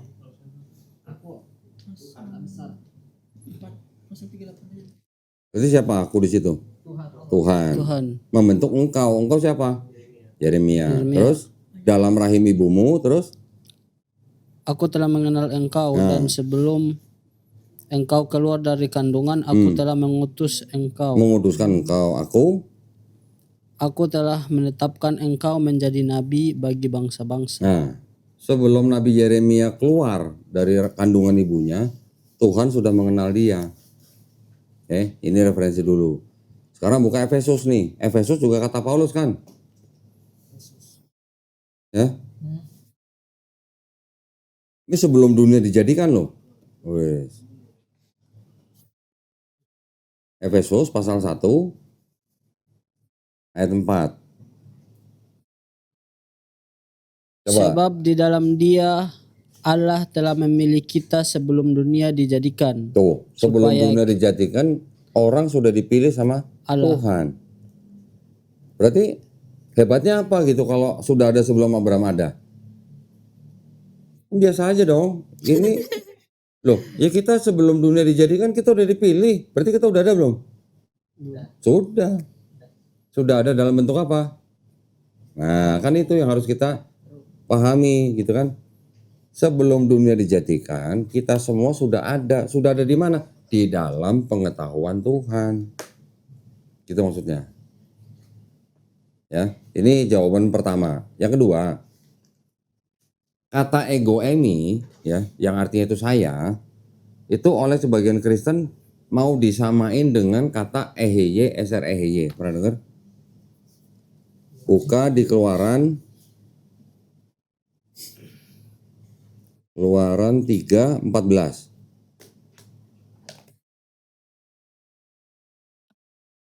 Firman Allah kepada Musa. Apa katanya? Aku adalah aku. Firmannya, firmannya, beginilah kau katakan kepada orang Israel itu.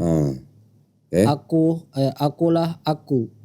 Telah mengutus aku kepadamu. Ya, ayat itu menceritakan bahwa Nabi Musa ini bertanya kepada Elohim.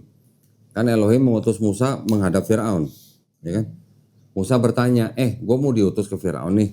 Terus nanti kalau gue ditanya, gue diutus siapa gitu? Ya, Elohim menjawab, nggak usah rewel gitu. Bilang aja, aku ya aku gitu. Ini dalam bahasa Ibraninya ehyy, eser ehyy. Aku adalah aku. Udah nggak usah banyak cincong, bilang aja aku, udah gitu aja gitu lah. Kurang lebihnya gitu ya bahasa gaulnya. Orang Kristen sebagian ingin menyamakan ego emi ini dengan ehyy, eser ehyy itu. Jadi dianggap Yesus juga ngomong ya aku udah ada itu. Mau disamakan dengan ehyy, eser ehyy. Jadi Yesus dianggap sebagai Elohim gitu. Ya. Tapi kalau eheye esarehe itu diterjemahkan ke dalam bahasa Yunani, jadinya egoimi enggak? Enggak. Jadinya apa? Ho-on. Tulisannya ho-on gitu. Bukan egoimi gitu. Ya, catat nih jawabannya. Berarti udah 2 kan jawabannya kan? Terus ada satu lagi sebenarnya. Satu laginya begini. Kata egoimi yang dianggap diucapkan keluar dari mulut Yesus, itu juga dipakai sama orang-orang yang berbahasa Yunani yang lain. Paulus juga bilang egoimi, Pilatus juga bilang egoimi. Kenapa mereka nggak dianggap Tuhan gitu? Cuman gara-gara kata egoimi. Ya, simpel kan sebenarnya kan? Nah, satu lagi, yang keempat nih berarti nih. Banyak ya jawabannya. Satu lagi kita coba buka di Mazmur. Ya, Mazmur 8 berapa ya? Bentar. Yang dikatakan bahwa leluhurnya orang Israel itu juga sudah disebut apa? Allah. Mungkin ini nggak terlalu ada korelasinya, tapi kalau kita pahami konteksnya ini sebenarnya masuk gitu. Nih, Mazmur 82 ayat 6. Coba dibaca.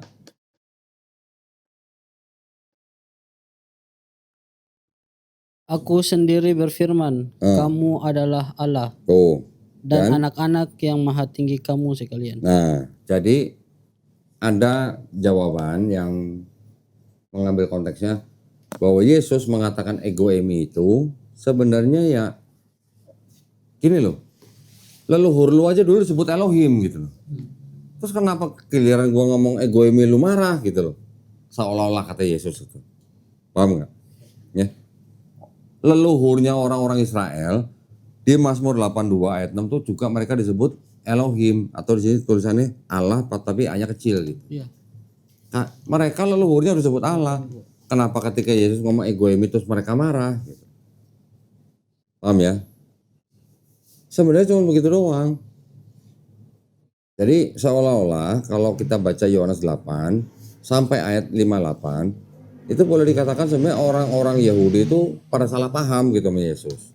Udah gitu aja sih sebenarnya. Simpel masalahnya. Harusnya mereka ngopi bareng juga selesai gitu urusannya gitu. Ya. Cukup menjawab jawabannya 4 poin kan tadi jawabannya kan gitu. Silakan yang lain. Ini kok. Izin bertanya. Kita kan dalam Islam kan meyakini bahwa yang disalib itu bukan Nabi Isa. Iya. Ya. Nah pertanyaan saya, terus siapa yang disalib? Adakah kemungkinan itu Yudas atau ada historisnya atau ada dalil-dalil atau bukti-bukti bahwa itu Yudas atau orang lain? Terus kenapa si Yesus itu mengakui dia sebagai Tuhan gitu loh? Di mana ayatnya? Aku sebagai Maksudnya Tuhan. nanya nih kok. Nanyanya gimana pertanyaan? Maksudnya kok bisa dia mengakui mendoktrin atau Siapa yang mendoktrin? si Paulus? Ya. Oh Paulus, bukan Yesus. Lu jangan bilang Yesus mengaku sebagai Tuhan. Paulus. Iya. Oke, Paulus. sekarang kalau kamu tanya siapa yang diserupakan, ada kepentingan apa? Pengen tahu yang diserupakan siapa? Kepentingannya apa? Penasaran ya? Oh penasaran. Oke, sekarang kalau nama orang yang diserupakan itu tidak ditulis di dalam Quran, berarti menurut Allah tuh nggak penting. Yang lebih penting apa? Nabi Isa diselamatkan. Udah gitu. Kayaknya yang ditulis apa? Wama kotaluhu, wama solabuhu, walakin syubiha lahum. Jadi kalau Nabi Isa alaihissalam sudah ditegaskan di dalam Quran bahwa dia tidak dibunuh dan tidak disalib, tetapi orang yang diserupakan, berarti siapa orang yang diserupakan itu tidak penting. Yang penting Nabi Isa alaihissalam tidak dibunuh dan tidak disalib. Gitu kan? Iya. Kalau kita sering mendengar, oh yang diserupakan itu Yudas Iskariot, itu adalah tafsir dari Ibnu Katsir. Oke, silakan baca tafsirnya, panjang itu tafsirnya. Menurut Ibnu Katsir dalam tafsirnya yang diserupakan adalah Yudas Iskariot. Tapi menurut Ibnu Abbas yang diserupakan itu adalah muridnya Nabi Isa yang paling muda. Nah, di dalam sebuah rumah sebelum tentara Romawi datang, Nabi Isa menawarkan kepada murid-muridnya, dari kalian ini siapa yang mau menggantikan aku di kayu salib? Gak ada yang berdiri, yang berdiri murid yang paling muda gitu. Jangan, lu masih kemudahan, duduk gitu. Tanya lagi kedua kali, dia lagi yang bangun. Jangan lu kemudahan, duduk.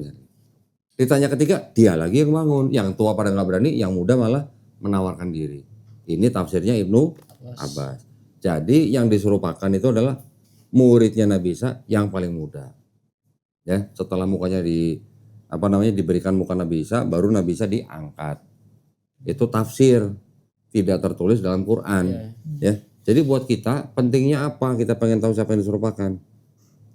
Lebih penting mana nama orang yang diserupakan atau Nabi Isa alaihissalam diselamatkan? Ya. Kalau ada orang Kristen nanya, siapa itu diserupakan? Pentingnya apa? Wow, berarti nggak lengkap gitu katanya kan? Qurannya nggak lengkap gitu. Nah, tanya siapa nama penjahat 2 orang yang disalib bareng Yesus? Namanya siapa? Nggak ada juga. Berarti nggak penting juga kan? Gitu. Paham? Di Bible kan ada cerita Yesus disalib bersama 2 penjahat kan? Tanya siapa namanya gitu.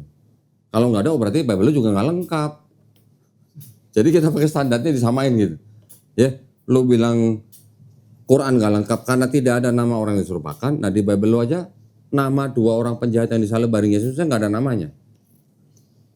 Nanti ada lagi orang Kristen, siapa nama istri Nabi Adam di Quran gitu. Nggak tertulis. Pentingnya apa? Kalau nggak ditulis namanya, berarti Allah menganggap itu nggak penting. Yang sekarang di Bible-nya mereka ada nggak nama istri Nabi Lot gitu misalnya? Nggak ada juga. Berarti nggak lengkap juga dong berarti. Gitu cara jawabnya. Simple ya. Silakan yang lain. Jangan tahan bro.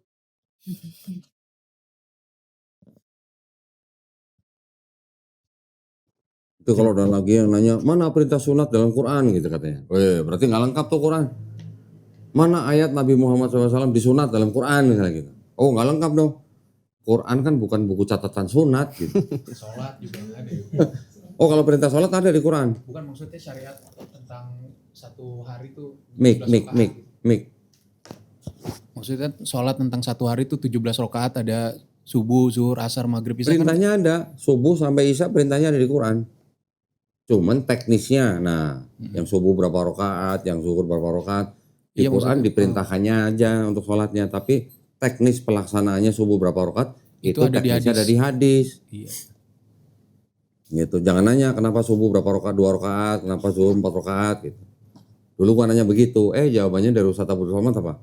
Malaikat Jibril alaihissalam nggak ngasih tahu kenapa, Nabi juga nggak nanya kenapa gitu. Jadi ya udah. Ya. Silakan. Baik kok, izin di Bukhari 476. Waduh, bahasanya berat-berat nih. Oh, ini kayaknya ini nih menjawab orang Kristen kayak ini. Iya. Iya, banyak yang debat kok. Dia bawanya ke sini lagi. Terus? Ini lagi sering dipakai sama beberapa apologet Islam kok. Biasa kalau lagi diserang masalah Aisyah. Apa? Radhiyallahu anha ketika menjawab serangan yang umur masih muda itu, baru-baru ini beberapa apologet Islam jawab dengan Bukhari 476. Aku Aisyah radhiyallahu anha telah melihat kedua orang tuaku yaitu Abu Bakar dan istri masuk Islam sejak aku menginjak usia balik. Ya. Itu sahih nggak kok? Kok kayak kenapa baru-baru ini sering dipakai kok? Gini, kalau kita dengar kata Bukhari, kita dengar kata Muslim, ya hadis Bukhari, hadis Muslim, itu 2 hadis itu ya dianggap yang paling sahih, ya dianggap yang paling sahih dari semuanya. Tetapi walaupun begitu, yang namanya hadis itu kan disusunnya sudah mungkin kira-kira 200 tahun setelah Nabi wafat. Bukhari yang paling terkenal sebagai hadis sahih. Ya oke, kita terima sebagai hadis sahih selama tidak bertentangan dengan Quran gitu. Ya. Tetapi kan juga kita punya yang namanya analisis. Analisis apa? Macam-macam. Kan kita menilai sebuah hadis kan kita harus lihat apa? Matanya, sanadnya, perawinya gitu kan. Perawi aja ada kitabnya nih. Siapa perawinya? Ada kitabnya. Dia anak siapa? Mati kapan? Di mana segala macam. Itu ada kitabnya gitu. itu sudah merupakan standar yang sangat tinggi dibandingkan Bible sendiri. Ya, sekarang kalau menanyakan itu, kalau saya ditanya begitu sahih atau enggak, karena itu di dalam Bukhari, ya saya bilang itu sahih gitu aja. Berarti saya boleh jawab pakai yang jawaban itu boleh kok ya? Boleh. Ya, sekarang Bukhari gitu loh. Kita tahu lah bagaimana usahanya Bukhari. Hanya untuk menerima satu hadis saja dia rela melakukan perjalanan sekian ratus kilometer naik unta. Bagaimana beratnya gitu. Ya. Ya walaupun begitu kita nggak bisa terima 100%. Tapi kalau udah dengar Bukhari, Muslim, sahih. Berarti Aisyah radhiyallahu anha itu udah balik kok ya menikah dengan Rasulullah.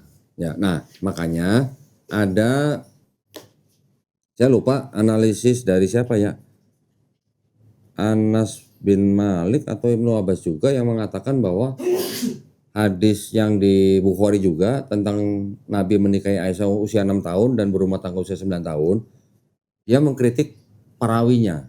Hisham itu kok ya? Perawinya namanya Hisham. Dan dia meriwayatkan itu ketika Hisham sudah berada di Irak. Dan ketika meriwayatkan Hisham usianya sudah 70 tahun dan dianggap sudah pikun.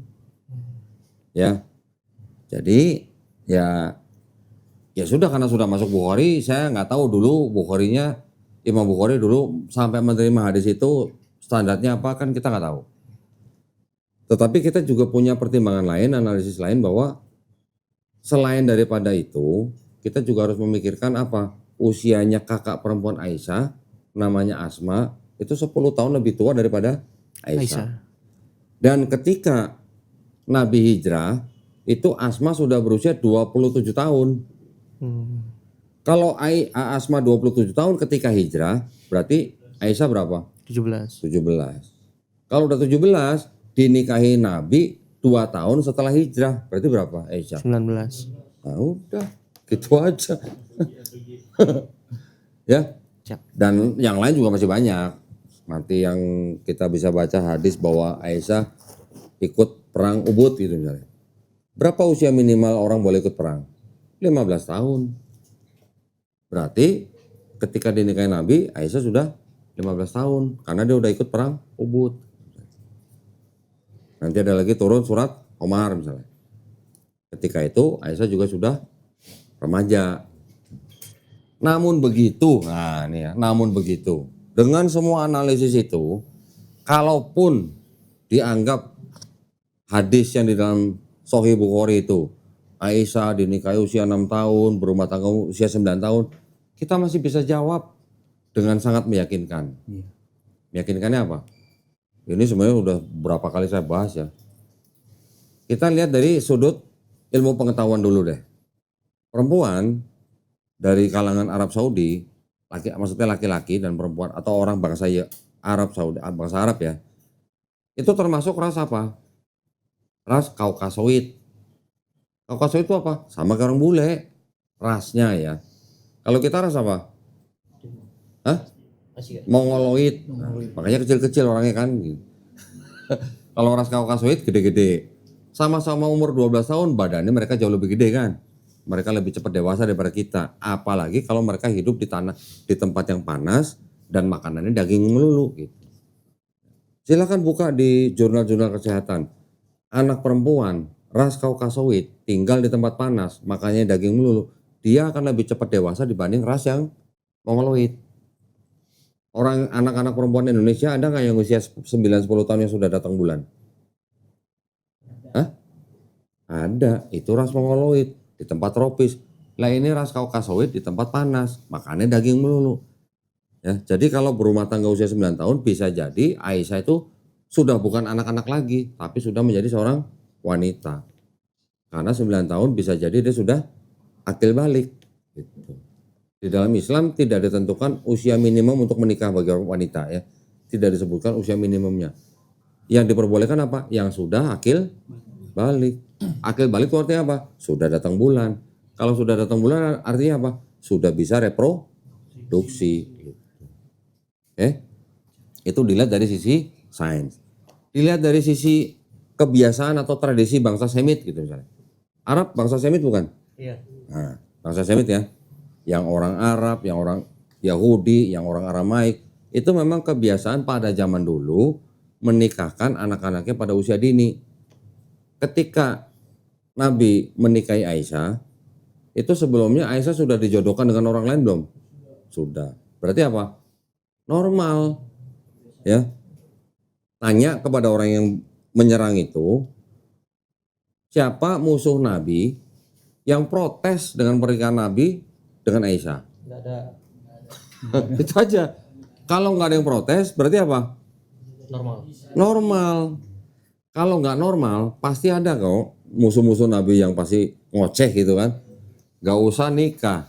Nabi dapat wahyu, dibacakan di depan sahabat-sahabatnya. Orang yang dengar sampai ke musuh Nabi pasti ngomong, bohong itu. Selalu yang dikatakan musuh Nabi apa? Negatif kan tentang ucapan Nabi, tentang perbuatan Nabi kan. Selalu begitu. Supaya apa? Supaya orang tidak mengikuti Nabi. Tapi ketika Nabi menikah, kenapa gak ada yang protes? Berarti normal gitu. Pada zaman itu, pernikahan dini itu dianggap normal. Bukan berarti kalau dinikahi usia 6 tahun terus langsung ditidurin. Nggak begitu. Pernikahan dalam adat mereka, itu bisa jadi adalah sudah apa? Bahasa sekarang tuh sudah di booking gitu. Ya, sudah di booking, nanti ketika dia sudah matang, sudah siap untuk reproduksi, baru berumah tangga. Nah sekarang orang Yahudi gimana? Ribka dinikahi Ishak umur berapa? 3. Lu mau bilang Nabi Ishak pedofil? Nggak berani lah gitu ya. Betseba yang berzina sama Daud umur berapa? 12. Enggak. 9 7 sampai 9 tahun. Umur 6 udah punya anak. Lu bayangin. Umur 6 udah, itu ada di dalam tafsir Yahudi, Sanhedrin. Ya. Maria ibu Yesus umur berapa waktu hamil? 12 tahun. Apa kita mau bilang Yusuf pedofil? Atau Roh Kudus pedofil? Enggak berani lah. Loh, kan hamilnya sama Roh Kudus kan? Lalu siapa yang menghamili Maria? Kan Roh Kudus kan? Maksud kita mau bilang Roh Kudus pedofil kan nggak mungkin gitu. Sedangkan istilah pedofil aja baru ada di abad 19. Yang menciptakan istilah pedofil itu adalah seorang psikiater dari Wina, Austria. Baru abad 19 istilah pedofil. Dan itu pun dianggap sebagai penyakit jiwa. Penyakit jiwa orang yang senang dengan anak-anak gitu. Nah sekarang pernikahan Nabi dengan Aisyah, itu pernikahan yang bahagia atau pernikahan yang nggak bahagia? Bahagia. Nah, kalau pedofil dengan korbannya kira-kira bahagia apa enggak? Ya enggak gitu. Simpel kan?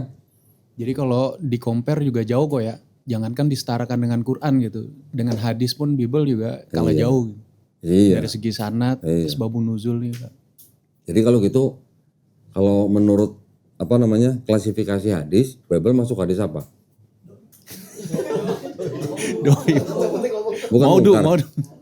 Bukan mungkar. Hah? Enggak, mungkar apa? Bukan mungkar yang tertolak. Ya, jadi jauh di bawah sahih gitu kan.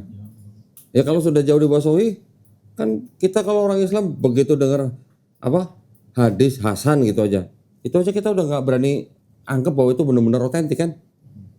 Walaupun hasan nih. Hasan baik nih. Tapi kalau udah doif, ini udah pasti nggak nyampe Rasul nih. Apalagi maudhu, apalagi mungkar gitu. Ya. Sampai sini paham ya? Ada lagi? Oh udah jam 5. Tadi mulai jam berapa kita? 2:30 ya kurang ya? 2:30 lebih ya? Nah kita tutup dulu ya. Ini kita istirahat dulu. Nanti kita mulai lagi jam 7 ya, pada Isya ya. Silakan kalian mau yang makan dulu, sholat dulu, mandi dulu juga boleh, mau baptis dulu juga boleh. Ya nanti kita mulai setelah Isya. Jam 5 ini mau ada tamu, yang mau ada yang musahadat. Nah ya, bersilakan nanti kita kembali sini lagi jam 7 malam ya, setelah Isya ya pokoknya ya. Baik, barakallahu fikum. Semoga tadi kita sudah mendengar cerita dari teman-teman ke daerah-daerah terpencil juga menjadi manfaat buat kita ya. Mudah-mudahan pengalaman teman-teman di sini juga berkesan dan juga bisa memotivasi kita semuanya supaya kita bisa meningkatkan semangat dakwah kita. Ya. Dan tadi dari tanya jawab juga mudah-mudahan bermanfaat buat kita semuanya. Ya, nanti kita lanjutkan pada Isya. Kita tutup akhiri sampai di sini dulu. Wabillahi taufiq wal hidayah. Wassalamualaikum warahmatullahi wabarakatuh.